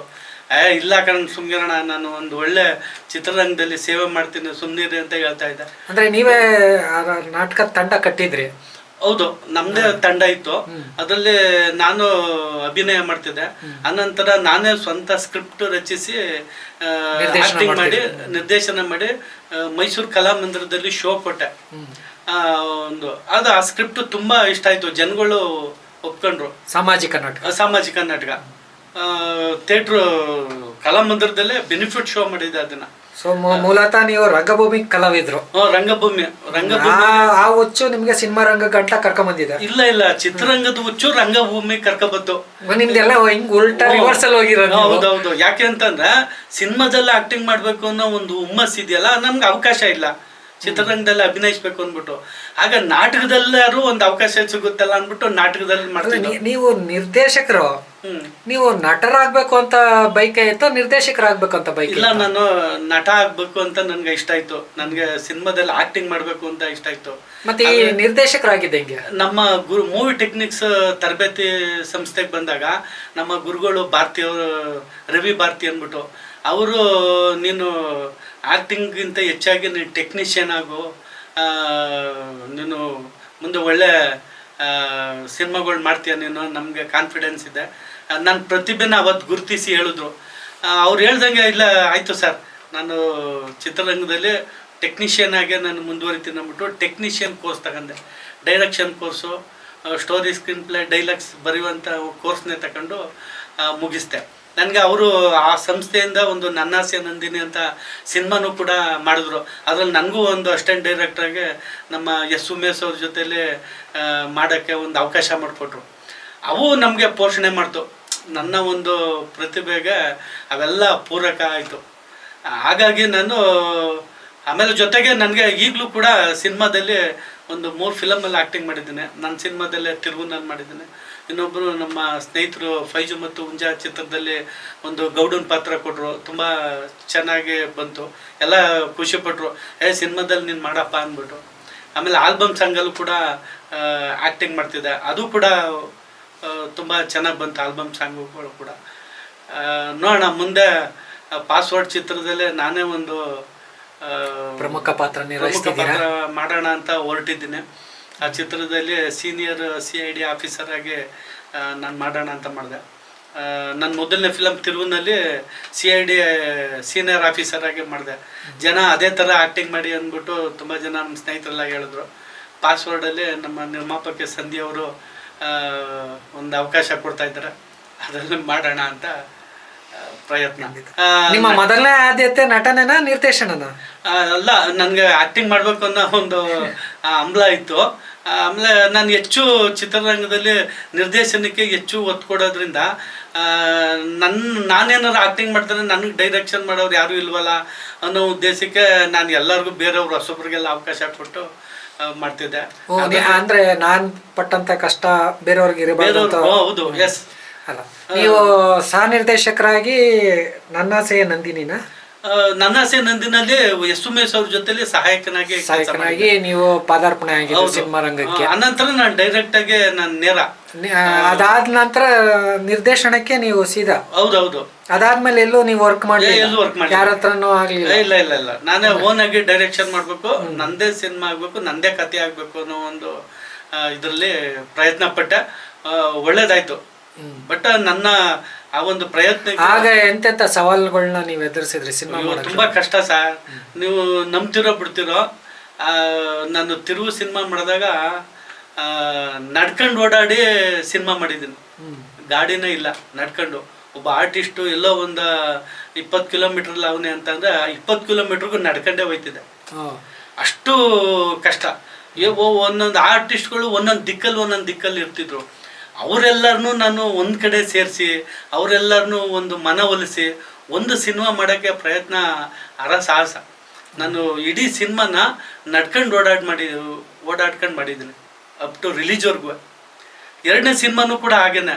ಮೂರನೇ ಸಿನಿಮಾಕ್ಕೆ 2 ಸಿನಿಮಾ ಮಾಡಿ ನಾನು ನಡ್ಕ ಓಡಾಡ್ತಿದ್ದದ್ದು ನೋಡಿ ನಮ್ಗೆ ಗೊತ್ತಿರೋರು ಒಬ್ಬರು ಒಂದು ಸೆಕೆಂಡ್ ಹ್ಯಾಂಡ್ಲು ಗಾಡಿ ಕೊಡ್ಸಿದ್ರು. ಅವ್ರು ಅದೇನು ಕೊಡ್ಸಿದ್ರು ಏನೋ ವಸ್ತೆ ತಗೊಂಡೆ ನನ್ನ ಗಾಡಿನ. ಈಗ ಧರ್ಮಿಷ್ಠನ ನಡ್ಕ ಓಡಾಡ್ತೇನೆ, ಸ್ಕೂಟಲ್ಲಿ ಓಡಾಡ್ಕೊಂಡು ಮುಗಿಸ್ದೆ ಧರ್ಮಿಷ್ಠನ. ಅವಾಗ ಅತ್ಯಂತ ಕಷ್ಟಕರವಾದ ದಿನಗಳನ್ನು ಸಹ ನೀವು ಎದುರಿಸಿದ್ದೀರಾ ಮೊದಲನೇ ಸಿನಿಮಾ ಮಾಡುವಾಗ, ಎರಡನೇ ಸಿನಿಮಾ ಮಾಡುವಾಗ. ಆ ಧೈರ್ಯ ನಿಮಗೆ ಸಿನಿಮಾ ಮಾಡಿ ನಾನು ಮುಗಿಸ್ತೀನಿ ಅನ್ನೋ ಕಾನ್ಫಿಡೆಂಟ್ ಧೈರ್ಯ ಇತ್ತ? ಖಂಡಿತ. ನನ್ಗೆ ಅದೊಂದು ವಿಲ್ ಪವರ್ ಇರೋದ್ರಿಂದನೇ ನಾನು ಸಿನಿಮಾ ಮಾಡಕ್ ಸಾಧ್ಯ ಆಯ್ತು. ವಿಲ್ ಪವರ್ ಇಲ್ಲ, ನಾನು ಮಾಡ್ತೀನಿ. ನಾನು ನಿಜವಾಗ್ಲೂ ನೀವು ನಂಬ್ತಿರೋ ಬಿಡ್ತಿರೋ, ನನ್ನ ಸಿನಿಮಾ ತಿರುವು ಫಿಲಮ್ ಪ್ರಾರಂಭ ಮಾಡಿದಾಗ ನನ್ನ ಹತ್ರ ಒಂದು NP ಇರಲಿಲ್ಲ. ಸಿನಿಮಾ ಮಾಡಕ್ಕೆ ಹೊರಟೆ, ಜಾಬಲ್ಲಿ ₹1 ಇರಲಿಲ್ಲ. ಸಾಂಗ್ ರೆಕಾರ್ಡಿಂಗ್ ಮಾಡಬೇಕು, ಸಾಂಗ್ ರೆಕಾರ್ಡಿಂಗ್ ಮಾಡೋಕ್ಕೆ ಕಾಸಿಲ್ಲ. ಏನು ಮಾಡೋದ ಅಂತ ಕೂತಿದ್ದಾಗ ನನಗೆ ಏನೋ ಒಂದು ದೈವ ಶಕ್ತಿ, ನನಗೆ ನನ್ನ ಮಾಡೋ ಎಲ್ಲ ಪ್ರಯತ್ನಗಳಿಗೂ ಒಂದು ಪ್ರೇರಣಾ ಶಕ್ತಿ ಆಯಿತು. ನನಗೆ ಯಾರೋ ಸ್ನೇಹಿತರ ಹತ್ರ ಹೋಗಿ ಹಿಂಗೆ ಸಿನಿಮಾ ಮಾಡ್ತಿದ್ದೀನಿ, ನೀವೆಲ್ಲ ಸಹಕಾರ ಕೊಡಿ ಅಂದಾಗ ಖಂಡಿತ ಕೊಡ್ತೀವಿ ಅನ್ನೋರು. ಆಮೇಲೆ ಪ್ರಾರಂಭಿಕ ಫಂಡಮೆಂಟಲ್ ಅಮೌಂಟ್ ಬೇಕಲ್ಲ, ಅದಕ್ಕೆ ನಾನು ಒಂದಷ್ಟು ಬಡ್ಡಿ ಸಾಲ ಮಾಡ್ಕೊಂಡು ಶುರು ಮಾಡಿದೆ. ಒಂದು 10,000 ರೂಪಾಯಿ ಬಡ್ಡಿ ಸಾಲ ಮಾಡ್ಕೊಂಡು ಸಿನಿಮಾ ಶುರು ಮಾಡಿದೆ. ಆ ಬಡ್ಡಿ ಸಾಲ ತೀರ್ಸೋಕ್ಕೆ ಸಿನಿಮಾ ಕಂಪ್ಲೀಟ್ ಆಗಿ ರಿಲೀಸ್ ಆದಮೇಲೆ ಆ ಬಡ್ಡಿ ಸಾಲ ತೀರಿಸಿದ್ದೀನಿ. ಅಷ್ಟು ಬಡ್ಡಿ ಸಾಲದಲ್ಲೇ ಸಿನಿಮಾ ಮಾಡಿದ್ದೀನಿ. ಅದನ್ನು ಸಾಲ ಮಾಡಿ ಸಿನಿಮಾ ಮಾಡಿ. ಹೌದು, ಖಂಡಿತ. ಬಟ್ ಅದು ಸಿನಿಮಾ ಮಾಡೆಲ್ಲ ಕಂಪ್ಲೀಟ್ ಮಾಡಿದ್ರೆ ನಿಮ್ಮ ಸಾಲ ಎಲ್ಲ ತೀರ್ತ ಹಂಗಾರ ಆ ಸಿನಿಮಾದಿಂದ? ಇಲ್ಲ, ಸಾಲ ಹೆಚ್ಚಾಯ್ತಾ ಹೊರತು ಸಾಲ ತಿರ್ಲಿಲ್ಲ. ಬಟ್ ಏನಪ್ಪ ಅಂದ್ರೆ ಖುಷಿ ಇದೆಯಲ್ಲ, ಅಂದ್ರೆ ಇನ್ನೂ 10 ಪಟ್ಟು ಸಾಲ ಆದ್ರೂ ಈ ಸಂತೃಪ್ತಿ ನನಗೆ ಸಿಗಲ್ಲ. ಒಂದು ಸಿನಿಮಾ ಟೈಟ್ಲು ತಂದು ಹಿಡಿದು ಒಂದು ಸಿನಿಮಾ ತೆರೆ ತರೋವರೆಗೂ ಒಬ್ಬ ನಿರ್ಮಾಪಕನ ಕಷ್ಟಗಳು, ಆ ವೇದನೆಗಳು, ಅದು ಏನು ಅಂತ ನನಗೆ ತುಂಬ ಅನುಭವ ಆಗ್ತು. ಅದು ತೃಪ್ತಿ ಕೊಡ್ತು ಸರ್. ಆ್ಯಕ್ಚುಲಿ ನನಗೆ ಶೂಟಿಂಗ್ ಸ್ಕ್ರಿಪ್ಟ್ ಮಾಡೋದು ಗೊತ್ತಿತ್ತು, ಸೆನ್ಸರ್ ಸ್ಕ್ರಿಪ್ಟ್ ಮಾಡೋದು ಗೊತ್ತಿರಲಿಲ್ಲ. ಅದು ಹೆಂಗೆ ಮಾಡಬೇಕು ಅನ್ನೋದು ಗೊತ್ತಿರಲಿಲ್ಲ. ಸುಮಾರು ಜನ ನಮ್ಮ ಸ್ನೇಹಿತರು ಹೇಳೋರು, ಸೆನ್ಸರ್ ಸ್ಕ್ರಿಪ್ಟು ಯಾಕೆಲ್ಲಾರ ಕೊಟ್ಟು ಮಾಡಿಸ್ಬಿಡಿ ಅಂತಂದರು. ಎಷ್ಟಾಗ್ಬೋದು ಅಂತಂದೆ. ಒಂದು 60-70 ಸಾವಿರ ರೂಪಾಯಿ ಆಗ್ಬೋದು ಅಂತಂದು. ಅಯ್ಯೋ, 60-70 ಸಾವಿರ ರೂಪಾಯಿ ಎಲ್ಲಿ ತರಕ್ಕೆ ಸಾಧ್ಯ ಇಲ್ಲ, ನಾನೇ ಮಾಡ್ತೀನಿ, ಸೆನ್ಸರ್ನು ನಾನೇ ಮಾಡಿಸ್ಬೇಕು ಅನ್ನೋ ಒಂದು ಪ್ಲಾನ್ ಹಾಕೊಂಡು ಸೆನ್ಸರ್ ಬೋರ್ಡ್ಗೆ ಹೋದೆ. ಸರ್, ಒಂದು ಫಿಲಮ್ ಸೆನ್ಸರ್ಗೆ ಹಾಕೋಕ್ಕೆ ಏನೆಲ್ಲ ಒಂದು ಚೆಕ್ ಲಿಸ್ಟ್ ಕೊಡಿ ಸರ್, ನನಗೆ ಏನೆಲ್ಲ ಸಬ್ಮಿಟ್ ಮಾಡಬೇಕು ಅಂತ. ಅವರು ಕೊಟ್ಟರು. ಸರ್, ನಾವು ಪತ್ರಕರ್ತರು ಸರ್, ಒಂದು ಸಿನಿಮಾ ಮಾಡೋಕ್ಕೆ ಅಂತ ಹೊರಟಿದ್ದೀನಿ, ನಮ್ಗೆ ಸ್ವಲ್ಪ ಸಹಕಾರ ಕೊಡಿ ಅಂತಂದಾಗ ಅವರು ಎಲ್ಲ ಪಾಪ ನಮಗೆ ಎಲ್ಲ ಏನೇನು ಬೇಕು ಡಾಕ್ಯುಮೆಂಟ್ಸ್ ಎಲ್ಲ ಕೊಟ್ಟರು. ಅದೇ ರೀತಿ ಡಾಕ್ಯುಮೆಂಟ್ಸ್ ಎಲ್ಲನೂ ಸಬ್ಮಿಟ್ ಮಾಡಿ ನಾನೇ ಸೆನ್ಸಾರು ವರ್ಕ್ನೂ ನಾನೇ ಮಾಡಿದೆ. ಸೆನ್ಸಾರ್ ಸ್ಕ್ರಿಪ್ಟ್ ಬರೆದು ಡಾಕ್ಯುಮೆಂಟ್ಸ್ ಎಲ್ಲನೂ ಸಂಗ್ರಹಿಸಿ ಅದೆಲ್ಲ ಮಾಡಿ ಒಂದು ಸೆನ್ಸಾರ್ಗೆ ತಗೊಂಡೋಗಿ ಸೆನ್ಸಾರ್ ಸರ್ಟಿಫಿಕೇಟ್ ಈಸ್ಕೊಬರ್ಬೇಕಾದ್ರೆ ಖುಷಿ, ನನಗೆ ತುಂಬ ಖುಷಿ ಆಯಿತು. ಆಮೇಲೆ ಜೊತೆಗೆ ನನಗೆ ಕೆಲವು ಸ್ನೇಹಿತರೆಲ್ಲ ಸಪೋರ್ಟ್ ಕೊಟ್ಟರು. ನನ್ನ ಮೊದಲನೇ ಫಿಲಮ್ಗೆ ನಾನು ಕ್ರಿಶ್ ಅಂತ ನಮ್ಮ ಹೀರೋಗೆ ಒಂದು ಅವಕಾಶ ಕೊಟ್ಟಿದ್ದೆ, ಅವರು ಕೂಡ ನನಗೆ ಸಪೋರ್ಟ್ ಕೊಟ್ಟರು. ಸರ್, ನಾನು ಇದ್ದೀನಿ ಮಾಡಿ ಸರ್. ನಾನು ಹೆಂಗೆ ನೀವು ಅದನ್ನೆಲ್ಲ ಒಗ್ಗೂಡಿಸ್ಕೊಂಬಂದ್ರಿ ಅವ್ರನ್ನೆಲ್ಲ? ಮಾಡಿದೆ ಸರ್, ಒಂದು ವಿಶ್ವಾಸಕ್ಕೆ ತಗೊಂಡೆ ಸರ್. ಸರ್, ಹಿಂಗೆ ಒಂದು ಸಿನಿಮಾ ಮಾಡ್ಬೇಕನ್ನೋ ಒಂದು ಕನಸು, ನೀವೆಲ್ಲ ಸಹಕಾರ ಕೊಡಿ ಅಂತಂದು ಪಾಪ ಅವರು ಅದೇ ರೀತಿ ಕೊಟ್ಟರು ಸರ್. ನನಗೆಲ್ಲೂ ಸಿನಿಮಾ ಮಾಡೋಕ್ಕೆ ತೊಂದರೆ ಎಲ್ಲೂ ಕೊಡಲಿಲ್ಲ, ಯಾರೂ ಕೊಡಲಿಲ್ಲ. ನಿಮ್ಮ ದುಡ್ಡು ಕಾಸು ತೊಂದರೆನೂ ಆಗಲಿಲ್ಲ. ನನಗೆಲ್ಲ ಸಹಕಾರ ಕೊಟ್ಟರು ಸರ್. ನನಗೆ ದುಡ್ಡಿನ ಅವಶ್ಯಕತೆ, ನನಗೆ ಎಲ್ಲರೂ ಅವರೇ ಸಹಕಾರ ಕೊಡ್ತಾ ಇರ್ಬೇಕಾದ್ರೆ ನನಗೆ ದುಡ್ಡು ಏನು, ಬರೀ ಪೋಸ್ಟ್ ಪ್ರೊಡಕ್ಷನ್ ಮಾತ್ರ ನನಗೆ ದುಡ್ಡು ಬೇಕಾಗಿದ್ದು. ಈಗ ಶೂಟಿಂಗ್ ಯಾವುದೋ ಒಂದು ಲೊಕೇಶನ್ ಬೇಕು, ಲೊಕೇಶನ್ ಫ್ರೀ ಕೊಡೋರು. ಆಮೇಲೆ ಜೊತೆಗೆ ಈಗ ಟೆಕ್ನಿಷಿಯನು, ಎಡಿಟಿಂಗು, ಡಬ್ಬಿಂಗು ಅವ್ರ ಹತ್ರ ಸ್ಟುಡಿಯೋಗೆ ಹೋಗಿ ಒಂದು ಅವಕಾಶ ಕೊಡಿ, ಸ್ವಲ್ಪ ಕಡಿಮೆ ಮಾಡಿಕೊಡಿ ಅಂತಂದಾಗ ಅವರು ಕೂಡ ನನಗೆ ಕಡಿಮೆ ಮಾಡಿಕೊಡೋರು. ಹಾಗಾಗಿ ಸಿನಿಮಾನ ನಾನು ಒಂದು ಕಡಿಮೆ ದುಡ್ಡಲ್ಲಿ ಒಂದು ಸಿನಿಮಾ ನಿರ್ಮಾಣ ಮಾಡೋದು ಕಲ್ತ್ಕೊಂಡೆ ಫಸ್ಟು. ನನಗೆ ಸಿನಿಮಾ ಮಾಡೋದು ಮಾತ್ರ ಗೊತ್ತಿತ್ತು, ಸಿನಿಮಾ ರಿಲೀಸ್ ಮಾಡೋದು ಗೊತ್ತಿರಲಿಲ್ಲ. ಸಿನಿಮಾ ಥಿಯೇಟ್ರುಗಳು ಹೆಂಗೆ ಹುಡುಕ್ಬೇಕು, ಸಿನಿಮಾನ ಎಲ್ಲಕ್ಕೆ ತಗೊಂಡೋಗಿ ಹಾಕಬೇಕು, ಯಾವ ಥರ ಮಾಡಬೇಕು ಅನ್ನೋದೇ ಗೊತ್ತಿರಲಿಲ್ಲ. ಬಟ್ ಕುತೂಹಲವಾಗಿ ಎಲ್ಲನೂ ತಿಳ್ಕೊಂಡೆ. ಏನು ಕ್ಯೂಬು, UFO ಅಂದ್ರೇನು, ಕ್ಯೂಬ್ ಅಂದ್ರೇನು, ಕೇಸರ ಸರ ಅಂದ್ರೇನು, ಇವೆಲ್ಲನೂ ತಿಳ್ಕೊಂಡೆ. ಆವಾಗ ನನ್ನ ಮೊದಲನೇ ಫಿಲಮ್ನ ಚೆನ್ನೈಗೆ ತಗೊಂಡೋಗಿ ಅಪ್ಲೋಡ್ ಮಾಡಿಸ್ಬೇಕು ಅಂತಂದರು. ಅವಾಗೆಲ್ಲ ಸಿನಿಮಾ ಎಲ್ಲ ಕಂಪ್ಲೀಟಾಗಿ ಬರೀ ಜಾಬಲ್ಲಿ ಇದ್ದೆ. ಏನು ಮಾಡೋಣ ಇವಾಗ, ಚೆನ್ನೈಗೆ ಹೋಗ್ಬೇಕು ಅಂತಂದರೆ ಕೊನೆ ಪಕ್ಷ ಒಂದು 10,000 ರೂಪಾಯಿನಾದ್ರು ಜೇಬಲ್ಲಿ ಇಟ್ಕೊಂಡು ಹೋಗ್ಬೇಕು. 10,000 ರೂಪಾಯಿಗೂ ಇಲ್ಲ. ಕೊನೆಗೆ ಏನು ಮಾಡೋದು ಧೈರ್ಯ ಅಂತಂದ್ರೆ, ಇಲ್ಲ ಚೆನ್ನೈಗೆ ಹೋಗಿ ನಾನು ಅಪ್ಲೋಡ್ ಮಾಡಿಸ್ಲೇಬೇಕು ಅನ್ನೋ ಒಂದು ಆಟ ಇತ್ತು. ನಮ್ಮ ನಮ್ಮ ಸಿನಿಮಾದ ಹೀರೋನು, ಸರ್ ನೀವು ಬನ್ನಿ ಸರ್ ಅಂತಾನು. ಸರ್ ಇತ್ಲಿಂದೇನೋ ಹೋಯ್ತೀವಿ, ಆ ಕಡೆಯಿಂದ ದುಡ್ಡು ಶಾರ್ಟೇಜ್ ಆಗಿಬಿಟ್ರೆ ಏನು ಮಾಡೋದ ಸರ್ ಅಂದ. ಅವರು ಪಾಪ ಹಾಸ್ಯವಾಗೆ ಬಿಡ್ರೆ ರೈಲ್ವೆ ಸ್ಟೇಷನಲ್ಲಿ ಮನೆ ಕಳ್ಳೋಣ, ಅದಕ್ಕೆ ಯಾಕೆ ತಲೆ ಕೆಡಿಸ್ಕೊತೀರಾ ಅಂತ ಧೈರ್ಯ ಕೊಟ್ಟರು. ಬಟ್ ಓದೋ ಅದೇ ರೀತಿ ಆಯಿತು, ದುಡ್ಡು ಶಾರ್ಟೇಜ್ ಆಗೋದು. ದುಡ್ಡು ಶಾರ್ಟೇಜ್ ಆಗಿ ಬರೋಕ್ಕೆ ಮಾತ್ರ ದುಡ್ಡಿದೆ, ನಾವು ಅಲ್ಲಿ ಸ್ಟೇ ಆಗೋಕ್ಕೆ ದುಡ್ಡಿಲ್ಲ. ಏನು ಮಾಡೋದ, ತುಂಬ ಇಲ್ಲ. ನಾವು ಪ್ಲಾನ್ ಹಾಕೊಂಡು ಅಲ್ಲೊಂದು ಇದರಲ್ಲಿ ಚೆನ್ನೈನಲ್ಲಿ ಒಂದು ಪೇಪರ್ನು ತಗೊಂಡು, ಇಬ್ಬರು ಒಂದೊಂದು ಪೇಪರ್ ತಗೊಂಡು, ಸರ್ 2 ಪೇಪರ್ ತಗೊಳ್ಳಿ ಅಂದರು. ಯಾಕೆ ಅಂತಂದೆ, ತಗೊಳ್ಳಿ ಸರ್ ನೀವು ಅಂತಂದರು. ಅದು ತಗೊಂಡಾದ್ಮೇಲೆ ಹೇಳಿದ್ರು, ಸ್ಟೇ ಆಗೋಕ್ಕೆ ಜಾಗ ಇಲ್ವಲ್ಲ, ರೈಲ್ವೆ ಸ್ಟೇಷನಲ್ಲಿ ಮನೆ ಕಳೆದ ಸಾರ. ಆ ಸ್ಥಿತಿ ಬಂದಿತ್ತು. ನಾನು ಈಗಲೂ ಅದು ನೆನ್ಸ್ಕೊತೀನಿ. ಅದು ಆಮೇಲೆ ತಡೆ ಸರ್ ಎಲ್ಲ ಖರ್ಚೆಲ್ಲ ನಾವು ಮೈಸೂರಿಗೆ ಹೋಗೋರು ಹೊತ್ತಿಗೆ ಇನ್ನೊಂದು 150 ರೂಪಾಯಿ ಉಳ್ಕೊತದೆ ಸರ್. ಇನ್ನು 150 ರೂಪಾಯಿನಲ್ಲಿ ರೂಮ್ ಇದೆಯಾ ನೋಡೋದ ಕೇಳೋಣ ಅಂದ್ಬಿಟ್ಟು ಸುಮಾರು ಒಂದು 20-30 ಲಾಡ್ಜ್ ಹುಡುಕ್ತೋ ಸರ್. ಬರೀ ಫ್ರೆಶ್ ಅಪ್ ಆಗೋಯ್ತೀವಿ ಸರ್, 4 ಗಂಟೆಗೆ ಎದ್ದೊಟ್ಟೋಯ್ತೀವಿ, ಒಂದು ರೂಮ್ ಕೊಡಿ ಸರ್ ಅಂದ. ಯಾರ ಪುಣ್ಯಾತ್ಮ ಸರ್ ಹಿಂಗೆ ಅಂತ ನಮ್ಮ ಕಷ್ಟ ನೋಡ್ತಾನೆ ಒಂದು 150 ರೂಪಾಯಿಗೆ ರೂಮ್ ಕೊಟ್ಟ ಲೆಕ್ಕ ಹಾಕೊಂಡು. ಅದು ಯಾವುದು ಲೆಕ್ಕ ಅಲ್ಲ, 150 ರೂಪಾಯಿಗೆ ರೂಮ್ ಕೊಟ್ಟ. ಅಲ್ಲಿ ನಿದ್ದೆನೂ ಬರಲಿಲ್ಲ, ಎಲ್ಲ ಸುಮ್ಮನೆ ನಾವೊಂದು ಚೇರಲ್ಲಿ ಅವ್ರ ಚೇರಲ್ಲಿ ಕೂತ್ಕೊಂಡು ಹೆಂಗೋ ಕಾಲ ಕಳ್ಕೊಂಡು ಬಂದೋ. ಅದೆಲ್ಲ ನೆನ್ಸ್ಕೊಂಡ್ರೆ ತುಂಬಾ ಖುಷಿ ಆಯ್ತದೆ ಅವೆಲ್ಲ ಆ ಜರ್ನಿ. 2ನೇ ಫಿಲಮ್ಗೂ ನನಗೆ ಅಷ್ಟೇನು ಅನ್ನಿಸ್ಲಿಲ್ಲ. ಮೊದಲನೇ ಫಿಲಮಲ್ಲಿ ಅಷ್ಟೊತ್ತಿಗೆ ಅನುಭವ ಆಗಿತ್ತು. ಸಿನಿಮಾ ಅಂದ್ರೆ ಏನು, ಹೇಗೆ ಮಾಡಬೇಕು, ಯಾವ ಥರ ಮಾಡಬೇಕು ಅನ್ನೋದು ಎಲ್ಲನೂ ಒಂದಷ್ಟು ಕಲಿತೆ. ಇನ್ನೂ ಕಲಿಯೋದಿದೆ, ಒಂದಷ್ಟು ಕಲಿತೆ. ಅವಾಗ ಒಂದು ಧೈರ್ಯ ಬಂತು. ಅಂಥ ದಿನಗಳು ನಾವು ನೋಡಿದ್ದೀವಿ. ಹಣಕಾಸಿನ ವಿಚಾರ ಆಗಲಿ, ಎಷ್ಟೋ ದಿನಗಳು ನಾನು ಸಿನಿಮಾ ಶುರು ಮಾಡಿದಾಗ ಮಧ್ಯಾಹ್ನದೊತ್ತು ಊಟಕ್ಕೆ ತೊಂದರೆ ಆಗ್ಬಿಟ್ಟು ಯಾರು ಸ್ನೇಹಿತರು ಸಿಕ್ಕಿದ್ರೆ ಊಟ ಕೊಡಿಸ್ತಾರಲ್ಲಪ್ಪ ಅಂತ ಕಾಯ್ದಂಥ ದಿನಗಳು ಇದೆ. ಇಲ್ಲಿ ಗಾಂಧಿನಗರದಲ್ಲ? ಇಲ್ಲ ಸರ್, ಮೈಸೂರಲ್ಲಿ ಇಲ್ಲ. ಅಂತ ದಿನಗಳು ನಾನು ನೋಡಿದ್ದೀನಿ ಸರ್. ಬೆಳಿಗ್ಗೆ ಮನೆಯಿಂದ ಬರುವಾಗ ತಿಂಡಿ ಮಾಡ್ಕೊಂಡು ಬಂದ್ಬಿಡುವೆ, ಮಧ್ಯಾಹ್ನ ಊಟಕ್ಕೆ ಕಾಸಿರಲ್ಲ. ಅವಾಗ ಯಾರು ಬರ್ತಿದ್ರಿ ಸರ್? ಎಲ್ಲಿಗೆ ಬರ್ತಿದ್ರಿ ಸರ್? KRS ಇಂದ ಮೈಸೂರಿಗೆ ಬರುವೆ, ಅಥವಾ ಶ್ರೀರಂಗಪಟ್ಟಣದಿಂದ ಮೈಸೂರಿಗೆ ಬರುವೆ. ಅಲ್ಲಿ ಬಂದಾಗ ಊಟಕ್ಕೆ ಕಾಸಿರಲ್ವಲ್ಲ. ಅವಾಗ ಅಂತ ಸ್ಥಿತಿಗಳನ್ನ ನಾನು ಕಂಡಿದ್ದೀನಿ. ಬಟ್ ಆದ್ರೆ ದಿನ ದಿನ ದಿನ ದಿನ ಕಳೆದಂಗೆಲ್ಲ ಒಂದೊಂದು ಚೂರು ನನಗೆ ಬೆಳವಣಿಗೆ ಕಾಣ್ತು. ಎಲ್ಲರೂ ಸಹಕಾರ ಕೊಟ್ಟರು, ಅದೊಂದು ಖುಷಿ ತರುತ್ತೆ. ಅವತ್ತೊಂದು ಸಿನಿಮಾ ರಿಲೀಸ್ ಮಾಡೋದಿದೆಯಲ್ಲ, ಅದರಷ್ಟು ಕಷ್ಟ ಯಾವುದೂ ಇಲ್ಲ ಸರ್. ಸಿನಿಮಾ ಮಾಡಿಬಿಡ್ಬೋದು ಈಸಿಯಾಗಿ, ತೆರೆಗೆ ತರೋದಿದೆಯಲ್ಲ ಅದು ಕಷ್ಟ. ಆಮೇಲೆ ಇನ್ನೊಂದು ಏನಂದ್ರೆ, ನನ್ನ ಸಿನಿಮಾ ರಿಲೀಸ್ ಆದದ್ದೇ ಕೊರೋನಾ ಟೈಮಲ್ಲಿ ಸರ್. ಕೊರೋನಾ ಇತ್ತು. ನಾನು ನಮ್ಮ ಸ್ನೇಹಿತರು ಎಲ್ಲರೂ ಹೇಳೋರು, ಕೊರೋನಾ ಟೈಮಲ್ಲಿ ನೀನು ಚೆನ್ನೈಗೆ ಹೋಗ್ತೀಯಲ್ಲ, ಹೋಗ್ಬೇಡ ಅಂತ ಹೇಳೋರು. ನಾನಂತಂದೆ, ನೋಡಪ್ಪ, ನನ್ನ ಸಿನಿಮಾ ರಿಲೀಸ್ ಆಗಬೇಕು, ಚೆನ್ನೈಗೆ ಹೋಗ್ತೀನಿ. ಒಂದು ವೇಳೆ ನಾನು ಕೊರೋನಾದಲ್ಲಿ ಹೆಚ್ಚು ಕಡಿಮೆ ಆದರೂ ಪರವಾಗಿಲ್ಲ, ನನ್ನ ಸಿನಿಮಾ ರಿಲೀಸ್ ಆಗಿಬಿಡ್ಲಿ ಅನ್ನೋ ಒಂದು ಇದು ಹುಮ್ಮಸ್ಸು. ನನ್ನ ಸಿನಿಮಾ ನಮ್ಮ ಹೀರೋಗೆ ಹೇಳ್ಬಿಡುವ ನಾನು, ಸರ್ ನಮ್ಮ ಸಿನಿಮಾ ರಿಲೀಸ್ ಮಾಡಿಬಿಡಿ ನೀವು ದಯವಿಟ್ಟು, ನಾನು ಚೆನ್ನೈಗೆ ಹೋಗಿ ಅಪ್ಲೋಡ್ ಮಾಡಿಸೋದಂತೂ ಗ್ಯಾರಂಟಿ.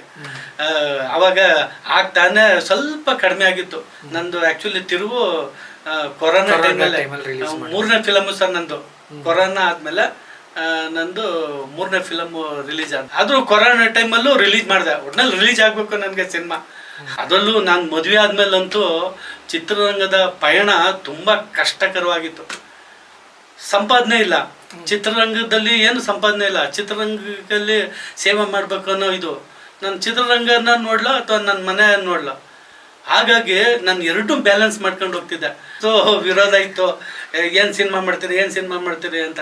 ಅವಳನ್ನ ಕರ್ಕೊಂಡೋಗಿ ಒಂದು ಸಿನಿಮಾ ತೋರಿಸಿದಾಗ ಅಲ್ಲಿ ಜನ ಸೇರಿದ್ದದ್ದು, ಅಲ್ಲಿ ನಾನು ಟಾಕೀಸ್ ಹತ್ರ ಹೋದಾಗ ನಮ್ಮನ್ನ ಕರೆದು ದಂಪತಿಗಳನ್ನ ಹಾರ ಹಾಕಿ ಸನ್ಮಾನ ಮಾಡೋದು, ಅವೆಲ್ಲ ನೋಡಿ ಅವತ್ತಿನಿಂದ ನಾನು ಚಿತ್ರರಂಗಕ್ಕೆ ಅವಳು ಕೂಡ ನನಗೆ ಸಹಕಾರ ಇದೆ. ಖಂಡಿತ. ಅದಕ್ಕೆ ನನಗೆ ಸಾಥ್ ಕೊಟ್ಟದ್ದು ನನ್ನ ಪತ್ರಿಕೋದ್ಯಮ ಮತ್ತು ಚಿತ್ರೋದ್ಯಮ ನನ್ನ 2 ಕಣ್ಣುಗಳಿದ್ದಂಗೆ. ಚಿತ್ರೋದ್ಯಮ, ಪತ್ರಿಕೋದ್ಯಮ ನನಗೆ ಚಿತ್ರೋದ್ಯಮಕ್ಕೆ ಪತ್ರಿಕೋದ್ಯಮ ಸಪೋರ್ಟ್ ಮಾಡ್ತು, ಚಿತ್ರೋದ್ಯಮ ಪತ್ರಿಕೋದ್ಯಮಕ್ಕೆ ಸಪೋರ್ಟ್ ಮಾಡ್ತು. ಹಾಗಾಗಿ ನನಗೆ ಪತ್ರಿಕೋದ್ಯಮದಲ್ಲೂ ಕೂಡ ಒಂದು ಒಳ್ಳೆ ಗೆಲುವು ತಂದುಕೊಡ್ತು. ನನಗೆ ಅದರಲ್ಲೂ ಒಂದು ಆತ್ಮತೃಪ್ತಿ ಸಿಕ್ಕಿದೆ. ಸಿನಿಮಾ ರಂಗದಲ್ಲೂ ಕೂಡ ನನಗೆ ಒಂದು ತೃಪ್ತಿಕರವಾಗಿದೆ. ನನ್ನದೇ ಆದ ಒಂದು ಬ್ಯಾನರು, ನಾನೇ ನಿರ್ಮಾಪಕ, ನಾನೇ ನಿರ್ದೇಶಕ, ನನ್ನದೇ ಕತೆ, ನನ್ನದೇ ಸಾಹಿತ್ಯ. ಹೀಗಾಗಿ ನನಗೆ ಒಂಥರ ಖುಷಿ. ನಾನು ಏನೇ ಮಾಡಿದ್ರು ನನಗೆ ಜನ ಮೆಚ್ಚುವಂಗೆ ಮಾಡ್ತೀನಿ. ನನ್ನ ಹಾಡುಗಳು ಬರಿಬೇಕಾದ್ರೂ ಅಷ್ಟೇ. ನಾನು ಪ್ರಾರಂಭದಲ್ಲಿ ಒಂದು ಕವನಗಳು ಬರೀತಿರುವಾಗ ನನ್ನ ಕವನ ಒಂದು 10 ಜನಕ್ಕೆ ಬರ್ದು ಕವನಗಳ್ನ ತೋರಿಸ್ತಿದ್ದೆ. ನನ್ನ ಕವನ ಚೆನ್ನಾಗಿದೆಯಾ, ನನ್ನ ಕವನ ಚೆನ್ನಾಗಿದೆಯಾ ಅಂತ. ಎಲ್ಲ ಖುಷಿ ಪಡೋರು, ತುಂಬ ಚೆನ್ನಾಗಿದೆ, ಬರೀರಿ ಅಂದ್ಬಿಟ್ಟು. ಹಾಡು ಬರೆಯೋಕ್ಕೆ ನನಗೆ ಅವಕಾಶ ಸಿಕ್ಕಲಿಲ್ಲ. ಒಂದಿನ ಯಾರೋ ನಮ್ಮ ಸ್ನೇಹಿತರು ಸಿನಿಮಾ ಹಾಡನ್ನೇ ಬರೀ ನಿನ್ನ ಸಿನಿಮಾಕ್ಕೆ ಅಂತ ಹೇಳಿದ್ರು. ನನಗೆ ಸಾಹಿತ್ಯ ಜ್ಞಾನ ಅಷ್ಟು ಇಲ್ಲದೆ ಹೋದ್ರೂ ಕೂಡ ಒಂದು ಅಭಿರುಚಿ ನನಗೆ ಸಾಹಿತ್ಯ ಜ್ಞಾನನ ತಂದುಕೊಡ್ತು. ಸಿನಿಮಾ ಅಭಿರುಚಿ. ಮೊದಲನೇ ಸಿನಿಮಾದಲ್ಲೇ ಒಂದು ಹಾಡು ಬರೆದೆ, ತ್ರಿಭುಜದಲ್ಲಿ 4 ಸಾಂಗ್ ಬರೆದೆ, ಮತ್ತು ಇದರಲ್ಲಿ 2 ಸಾಂಗ್ ಬರೆದೆ ಧರ್ಮಿಷ್ಠದಲ್ಲಿ. ಈಗ ಗೌರಿ ತನಯದಲ್ಲೂ 3 ಸಾಂಗ್ ಬರೆದಿದ್ದೇನೆ. ತುಂಬ ಚೆನ್ನಾಗಿ ಬಂದಿದೆ. ಒಳ್ಳೆ ಸಿಂಗರ್ ಕೈಯಲ್ಲಿ ಆಡಿಸಿದ್ದೇನೆ. ನನಗೆ ತುಂಬ ಇಷ್ಟ ಆಯಿತು. ಅದರಲ್ಲಿ ಗೌರಿ ತನಯದಲ್ಲಿ ಒಂದು ವಿಘ್ನೇಶ್ವರನ ಬಗ್ಗೆ ಬರೆದಿದ್ದೇನೆ. ತುಂಬ ಚೆನ್ನಾಗಿ ಬಂದಿದೆ. ಹಾಗೆ ಒಂದು ಲವ್ ಫೀಲ್ ಸಾಂಗ್ ಬರೆದಿದ್ದೇನೆ, ಅದು ತುಂಬ ಚೆನ್ನಾಗಿ ಬಂದಿದೆ. ನೋಡೋಣ, ಅದು ಪಾಸ್ವರ್ಡಲ್ಲೂ ಕೂಡ 2 ಸಾಂಗು ನಾನೇ ಬರೀತಾ ಇದ್ದೀನಿ. ಒಳ್ಳೆ ಜನಪ್ರಿಯ ಗೀತೆಗಳು ಆಗ್ತವೆ ಅಂತ ಅಂದ್ಕೊಂಡಿದ್ದೀನಿ.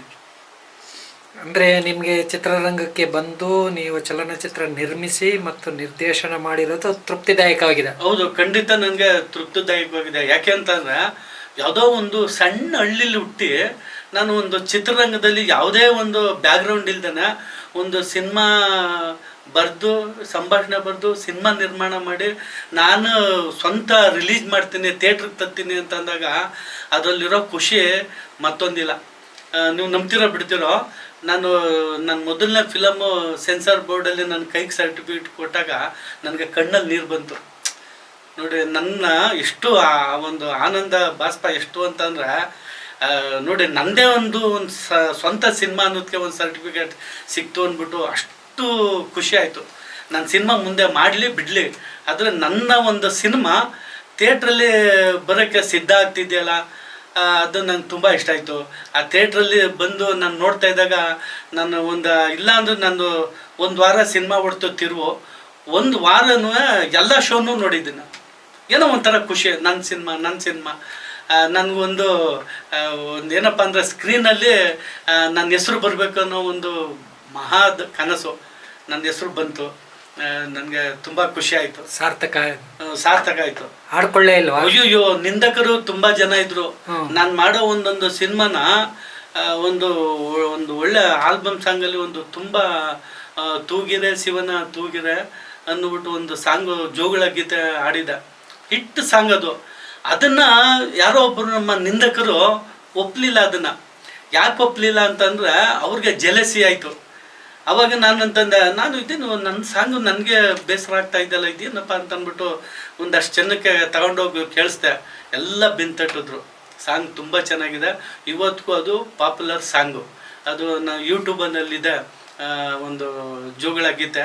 ಅದನ್ನು ಎಲ್ಲ ಯೂಟ್ಯೂಬಲ್ಲಿ ಕೇಳಿ ತುಂಬ ನೀವೇ ಖುಷಿ ಪಡ್ತೀರಿ. ಆಮೇಲೆ ನಾನು ಈ 3 ಸಿನಿಮಾ ತೆಗಿಯೋಕ್ಕೂ ಮುಂಚೆನೇ ಒಂದು ಹಾಡುಗಳು ಬರೆಯೋ ಹುಮ್ಮಸ್ಸಿತ್ತು. ಹಾಡುಗಳು ಬರೆದೆ, ಆಡಿಯೋ ವಿಡಿಯೋ ಮಾಡಿ ರಿಲೀಸ್ ಮಾಡಿದೆ. ಅಲ್ಲೇನು ಅಂತಂದರೆ ಒಂದು ಸಾಂಗ್ ರೆಕಾರ್ಡಿಂಗು ಹಾಡುಗಳನ್ನ ಬರ್ಕೊಂಡೆ. ಅದೊಂದು ಹೊಸದು ಹೆಜ್ಜೆ, ಅದು ಹಾಡುಗಳು ಬರೆಯೋದು. ತಗೊಂಡೋಗಿ ನಮ್ಮ ಮ್ಯೂಸಿಕ್ ಹಾಡು ಹೇಳ್ತೀರಾ ನೀವು? ಇಲ್ಲ ಸರ್, ಹಾಡೇನೆ ಹಾಡಿಲ್ಲ. ಅಲ್ಲ, ಸಾಹಿತ್ಯ ಬರೆದ ತಗೊಂಡೋಗಿ ಹಾಡುಗಳನ್ನ ಕೊಟ್ಟೆ. ಬನ್ನಿ ಸರ್, ಬುಧವಾರ ಬನ್ನಿ, ಸಾಂಗ್ ರೆಕಾರ್ಡಿಂಗ್ ಮಾಡ್ತೀನಿ ಅಂತಂದು. ನಾನು ಎಲ್ಲರ ಜೊತೆ ಹೇಳ್ಕೊಬಿಟ್ಟಿದ್ದೀನಿ. ಆಗ ವಸ್ತು ನಾನು ಬರ್ದಿರೋ ಸಾಂಗ್ ರೆಕಾರ್ಡಿಂಗ್ ಆಗುತ್ತೆ ಅಂದ್ಬಿಟ್ಟು ಏನು ಎಲ್ಲರಿಗೂ ಸಾರ್ಕ ಬಂದಿದ್ದೀನಿ. ಆ ಬುಧವಾರ ಅಂತ ಹೇಳಿದರು. ನಾನು ಬೆಳಗ್ಗೆನೇ ಸರ್ ಬುಧವಾರ ಅಂತ ಹೇಳಿದ್ರಲ್ಲ, ಬರ್ತಾ ಇದ್ದೀನಿ ಸರ್ ಅಂತಂದೆ. ಅಯ್ಯೋ, ಬರೋಕ್ಕೆ ಹೋಗ್ಬಿಡಿ ನೀವು ಅಂತ. ಯಾಕೆ ಸರ್ ಅಂತಂದೆ. ಇಲ್ಲ ನಂದು ಯಾವುದೋ ಒಂದು ಪ್ರೋಗ್ರಾಮ್ ಇದೆ, ನಾನು ಅಲ್ಲಿಗೆ ಹೋಗ್ತಾ ಇದ್ದೀನಿ, ಇವತ್ತು ರೆಕಾರ್ಡಿಂಗ್ ಬೇಡ ಅಂದರು. ನಾನು ಎಲ್ಲರಿಗೂ ಹೇಳ್ಬಿಟ್ಟಿದ್ದೀನಿ. ತಲೆ ಕೆಟ್ಟೋಯ್ತು.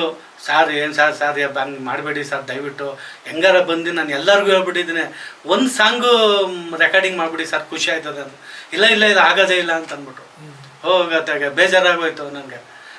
ಸಾಂಗ್ ರೆಕಾರ್ಡಿಂಗ್ ಮಾಡೋದೇ ನಿಲ್ಲಿಸ್ಬಿಟ್ಟತ್ತಾಗ ಆಗತ್ತಾಗೆ ಅಂತ ಅಂದ್ಬಿಟ್ಟು ತಿರ್ಗಾ ಆಮೇಲೆ ಏನು ಮಾಡೋದ ಇವಾಗ.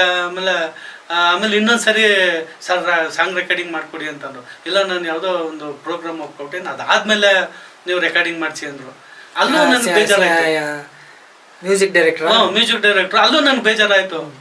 ಆಮೇಲೆ ಕೊನೆಗೆ ಆಯ್ತು ಮೈಸೂರವರೇ ಬೇಡ ಆತಾಗ ಬೆಂಗಳೂರಲ್ಲಿ ಮಾಡಿಸೋಣ ಅಂದ್ಕೊಂಡು ಬಂದೆ. ನಮ್ಮ ಸ್ವಾಮಿ ಅಂತ ರೆಕಾರ್ಡಿಂಗ್ ಸ್ಟುಡಿಯೋ ಇಟ್ಟಿದ್ದಾರೆ ಬೆಂಗಳೂರಲ್ಲಿ. ಅವ್ರ ಹತ್ರಕ್ಕೆ ಬಂದೆ, ಸರ್ ಹಿಂಗೆ ಸಾಂಗ್ ರೆಕಾರ್ಡಿಂಗ್ ಮಾಡಿಸ್ಬೇಕು ಅವರು. ಆಯಿತು ತೊಗೊಂಬನ್ನಿ ಅಂತಂದು ನಾನು ಎಲ್ಲ ಬಂದು ಕೂತ್ಕೊಂಡು ಡಿಸ್ಕಸ್ ಮಾಡಿ ಸಾಹಿತ್ಯ ಎಲ್ಲ ಬರೆದು ಟ್ಯೂನ್ ಎಲ್ಲ ಹಾಕಿ ರೆಡಿ ಮಾಡಿಬಿಟ್ಟು ಇನ್ನೊಂದು ದಿನ ಡೇಟ್ ಕೊಟ್ಟರು, ರೆಕಾರ್ಡಿಂಗ್ ಡೇಟು ಕೊಟ್ಟ ಮೇಲೆ ಹೋಗಿ ಆ ಡೇಟ್ಗೆ ಫೋನ್ ಮಾಡಿದೆ. ಸರ್ ರೆಕಾರ್ಡಿಂಗ್ ಬರ್ತಾಯಿದ್ದೀನಿ ಸರ್ ಅಂತಂದು. ಅಯ್ಯೋ ಬರಬೇಡಿ, ನಾನು ಊರಲ್ಲಿದ್ದೀನಿ, ಬರೋದು ಲೇಟ್ ಆಯ್ತದೆ, ನಾಳೆ ಬಂದುಬಿಡಿ ಅಂದರು. ಸರ್ ದಯವಿಟ್ಟು ಆಗಲೇ ಮೊದಲೇ ಫೇಲ್ಯೂರ್ ಆಗೋದೆ, ತಿರ್ಗಾ ನೀವು ಫೇಲ್ಯೂರ್ ಮಾಡ್ತಿರಲ್ಲ ಸರ್, ದಯವಿಟ್ಟು ಕೈ ಮುಗಿತೀನಿ ಬರೀ ಸರ್ ಅಂತಂದು. ಇಲ್ಲ ಇಲ್ಲ ಆಗಲ್ಲ ಸರ್, ನೀವು ಕಾರ್ ಮಾಡ್ಕೊ ಬನ್ನಿ ಸರ್, ನೀವು ಅದ್ರದ್ದು ನಾನು ಚಾರ್ಜ್ ಕೊಡ್ತೀನಿ, ನನಗೆ ಸಾಂಗ್ ರೆಕಾರ್ಡಿಂಗ್ ಆಗಬೇಕು. ಪಾಪ ಅವರು ನನ್ನ ಒಂದು ಇದು ನೋಡಿ ಬಂದೇ ಬಿಟ್ರು. ಅವರು ಬಂದ್ಬಿಟ್ಟು ಸಾಂಗ್ ರೆಕಾರ್ಡಿಂಗ್ ಬಂದರು, ಸ್ಟುಡಿಯೋಗೆ ನಾನು ಬಂದೆ. ಆ ಟ್ರ್ಯಾಕ್ನ ಹುಡುಕ್ತಾವ್ರೆ, ಟ್ರ್ಯಾಕೇ ಸಿಗ್ತಾಯಿಲ್ಲ. ಸರ್ ಬೇಗ ಬೇಗ ಹುಡುಕಿ ಸರ್ ಟ್ರ್ಯಾಕು ಅಂತ. ಹಂಗೂ ಏನು 12 ಗಂಟೆ 1 ಗಂಟೆ ಆಗೋಯ್ತು, 2 ಗಂಟೆ ಆಗೋಯ್ತು, ಟ್ರ್ಯಾಕು ಸಿಗಲೇ ಇಲ್ಲ. 2:15ಗೆ ಟ್ರ್ಯಾಕು ಸಿಕ್ತು. ಸದ್ಯ ಸಿಕ್ತು ಪುಟ್ಸ್ವಾಮಿಯವರೇ ಟ್ರ್ಯಾಕು ಅಂತ. ಸರ್ ಹಾಕ್ಬಿಡಿ ಸರ್, ರೆಕಾರ್ಡಿಂಗ್ ಮಾಡಿಬಿಡಿ ಸರ್ ಅಂತ. ಆವಾಗ ರೆಕಾರ್ಡಿಂಗ್ ಮಾಡೋಕ್ಕೆ ಅಂತ ಹೊರಟ್ರು, ಕರೆಂಟ್ ಹೊರ್ಟಾಯ್ತು. ಅಲ್ಲೂ ತುಂಬ ಬೇಸರ ಆಗೋಯ್ತು. ಆಗ್ತಾನೆ ಅದು ನಿಮಿಷಂಬ ತಾಯಿದು ಒಂದು ಆಡಿಯೋ ಆಲ್ಬಮ್ ಸಾಂಗ್ ಮಾಡೋಕ್ಕೆ ಹೊರಟಿದ್ದು, ಪೂಜೆ ಮಾಡಿದ್ದೆ ಸ್ಟುಡಿಯೋದೊಳಗಡೆ. ನಾನು ಇವಳು ನಿಮಿಷಾಂಬೆನೂ ಬೈಕೊಂಡು, ಸರ್ ನಿಮ್ಗೆಲ್ಲ ಬೈಬೇಕಾಗಿರೋದು ಈ ಅಮ್ಮನಿಗೆ ಬೈಬೇಕಾಗಿರೋದು, ನೋಡಿ ದೇವ್ರನ್ನ ನಾವು ಪೂಜೆ ಮಾಡಿ ಶುರು ಮಾಡಿದ್ರು ಹಿಂಗೆಲ್ಲ ನನಗೆ ಕಷ್ಟಗಳು ಕೊಡ್ತಾಳೆ ಅಂದ್ಬಿಟ್ಟು ಅಲ್ಲೇ ಅದೆಲ್ಲನೂ ಪೂಜೆ ಮಾಡಿರೋದೆಲ್ಲ ಎತ್ಕೊಂಡು ಗಂಟು ಮುಟ್ಟ ಕಟ್ಕೊಂಡು ಹೊರಟೇಬಿಟ್ಟ. ಅವರು ಪಾಪ ಮ್ಯೂಸಿಕ್ ಡೈರೆಕ್ಟ್ರು ತಗೊಳ್ಳಿ ಪುಟ್ಸ್ವಾಮಿಯವರೇ ನಿಮ್ಮ ಅಡ್ವಾನ್ಸು, ನಿಮ್ಮ ಗೋಳಾಟ ನೋಡೋಕ್ಕಾಗಲ್ಲ ತಗೊಳ್ಳಿ ಅಂದರು. ಇಲ್ಲ ಇಲ್ಲ ಸರ್ ನಿಮ್ದೇನು ತಪ್ಪಿಲ್ಲ ಬಿಡಿ ಸರ್ ನನಗೆ ಹೊರಟದ. ತಿರ್ಗಾ ಒಂದು 2 ದಿನ ಆದಮೇಲೆ ಒಂದು ಫೋನ್ ಮಾಡಿದೆ ಅವ್ರಿಗೆ, ಸರ್ ಏನು ಮಾಡಲಿ ಸರ್ ಅಂತ. ಬಂದ್ಬಿಡಿ ಪುಟ್ಸ್ವಾಮಿಯವರೇ ಅಂತಂದು. ಸರ್ ಟ್ರೈನ್ ರೆಡಿನೇ ಆಗಿಲ್ಲ, ನಾನು ಬಂದ್ಬಿಡಿ ಅಂತಂದರು.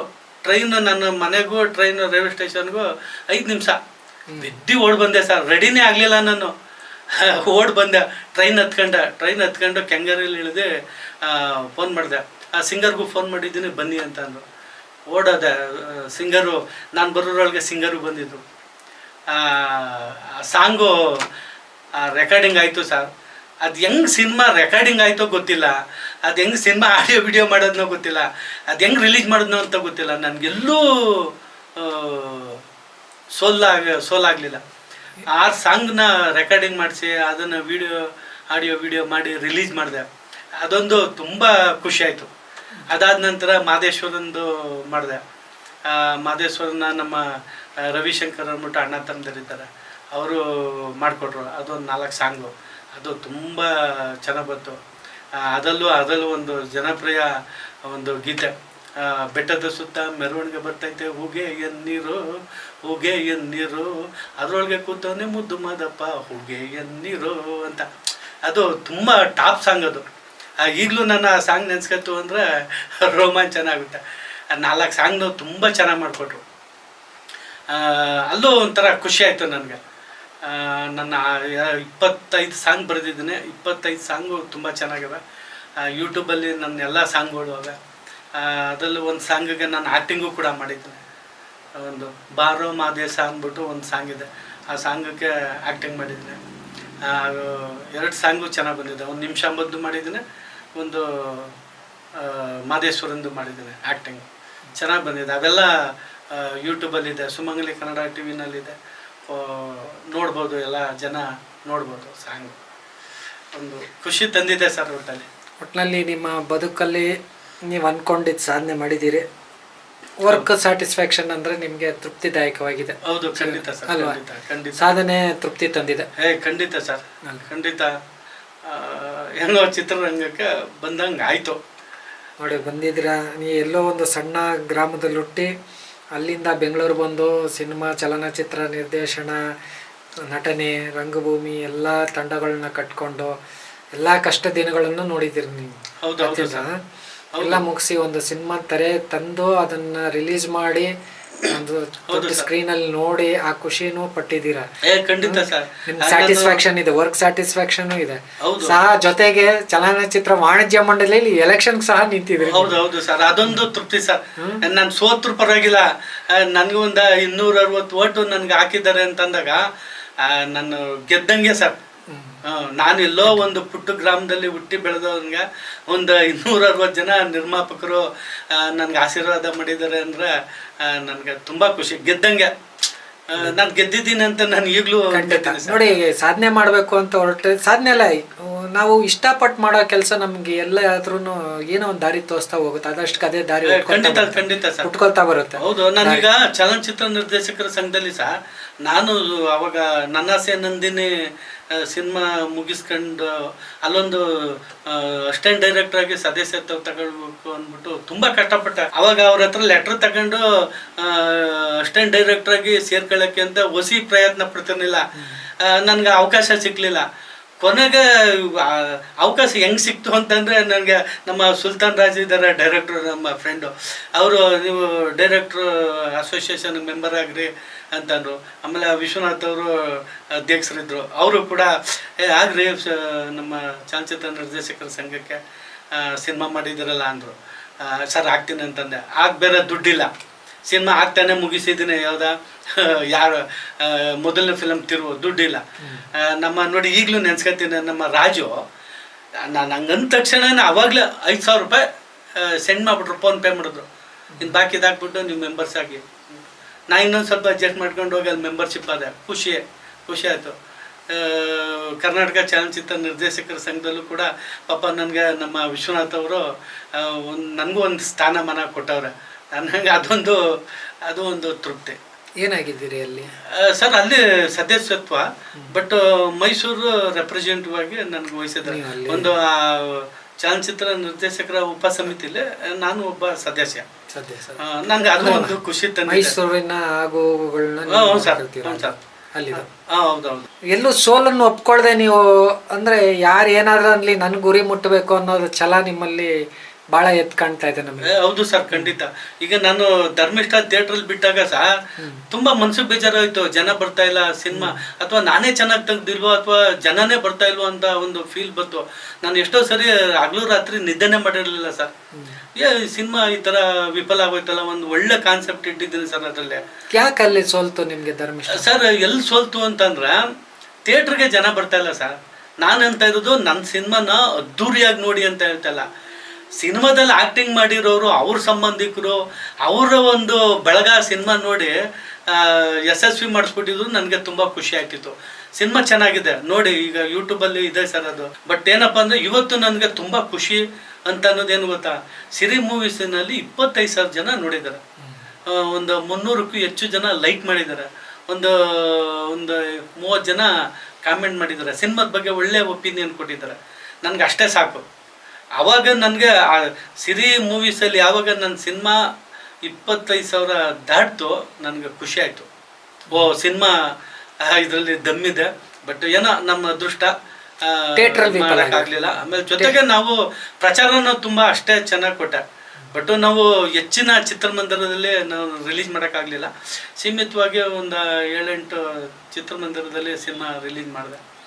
ಅದು ಬಂದು ಜನ ನೋಡಿದ್ರು. ಇನ್ನೂ ಜನ ನೋಡಬೇಕಾಗಿತ್ತು. ನೋಡೋಣ ಮುಂದಿನ ಗೌರಿ ತನಯನ ಹೇಗೆ ಮಾಡೋಣ ಅಂದ್ಬಿಟ್ಟು. ಆಯ್ತು ಸರ್, ಚಿತ್ರರಂಗದಲ್ಲಿ ಸಾಕು. ಈಗ ಒಂದು 3 ಸಿನಿಮಾ ರಿಲೀಸ್ ಆಗದೆ, 2 ಸಿನಿಮಾ ಕೈಗೆ ತಗೊಂಡಿದ್ದೀನಿ. ನನಗೆ ಖುಷಿ ತಂದಿದೆ ಚಿತ್ರರಂಗ.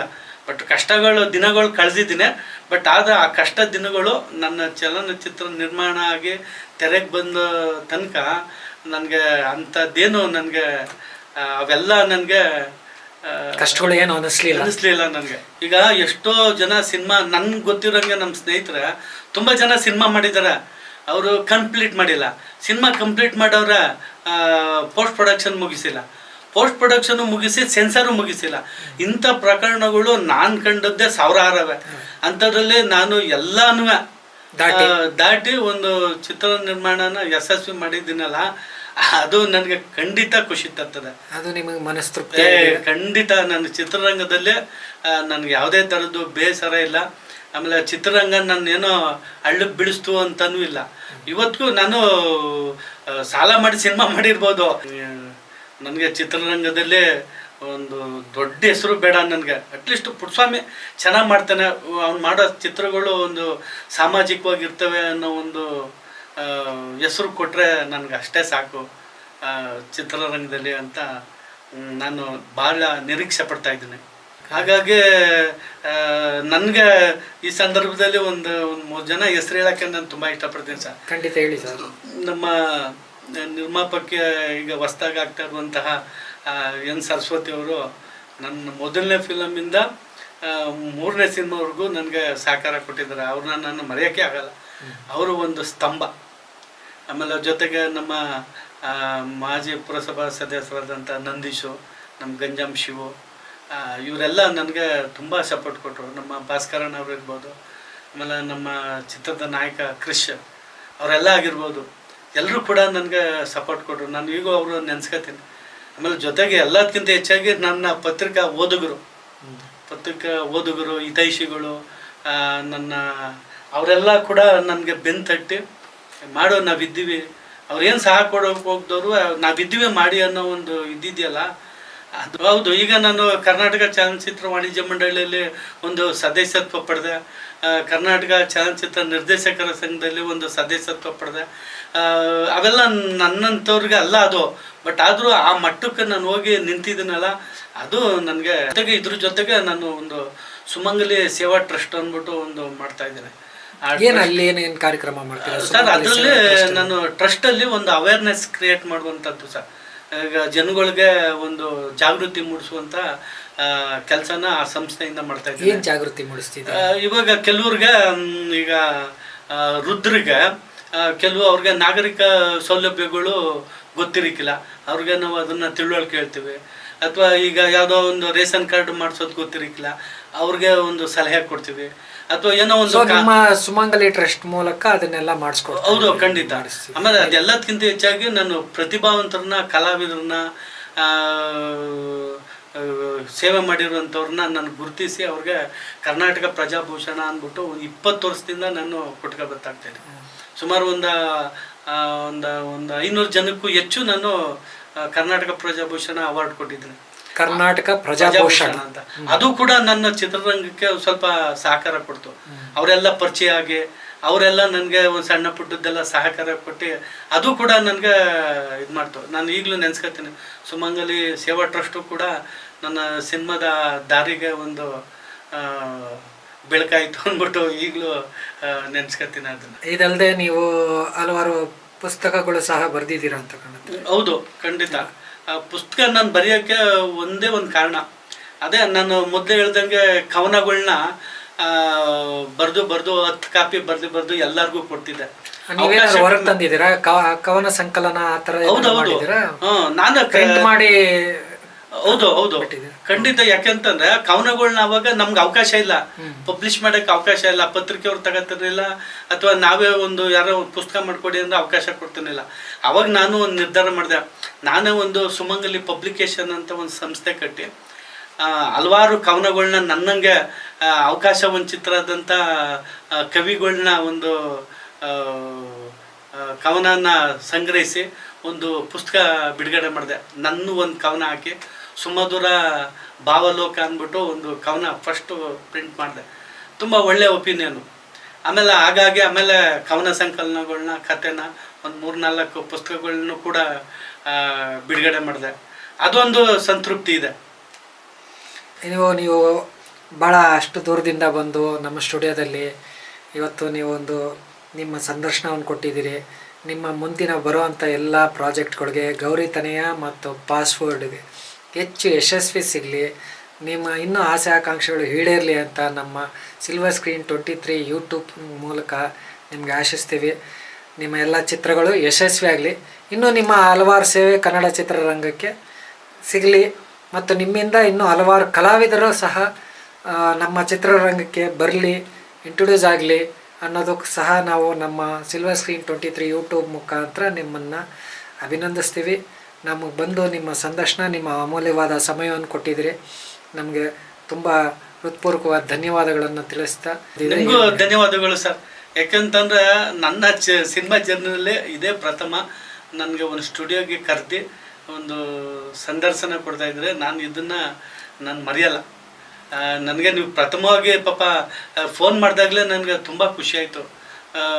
ನನ್ನಂಥವನ್ನೂ ಕೂಡ ಗುರ್ತಿಸೋರು ಅವರೇ ನೋಡಿ. ನನ್ನ ನಿಜವಲ್ಲೂ ಈಗಲೂ ನನಗೆ ಒಂದು ಖುಷಿ ಆಯಿತು. ನನಗೆ ಧನ್ಯವಾದಗಳು ಸರ್. ತಮಗೂ ಧನ್ಯವಾದಗಳು ಸರ್. ಎಲ್ಲ ವೀಕ್ಷಕರಿಗೂ ಧನ್ಯವಾದಗಳು. ನನ್ನ ಒಬ್ಬ ಈ ಪುಟ್ಟ ನಿರ್ದೇಶಕನ ಒಂದು ಸಂದರ್ಶನ ನೀವೆಲ್ಲ ನೋಡ್ತೀರಿ ಅಂತ ನಾನು ಅಂದ್ಕೊಂಡಿದ್ದೇನೆ. ನಿಮಗೂ ಧನ್ಯವಾದಗಳು ಸರ್.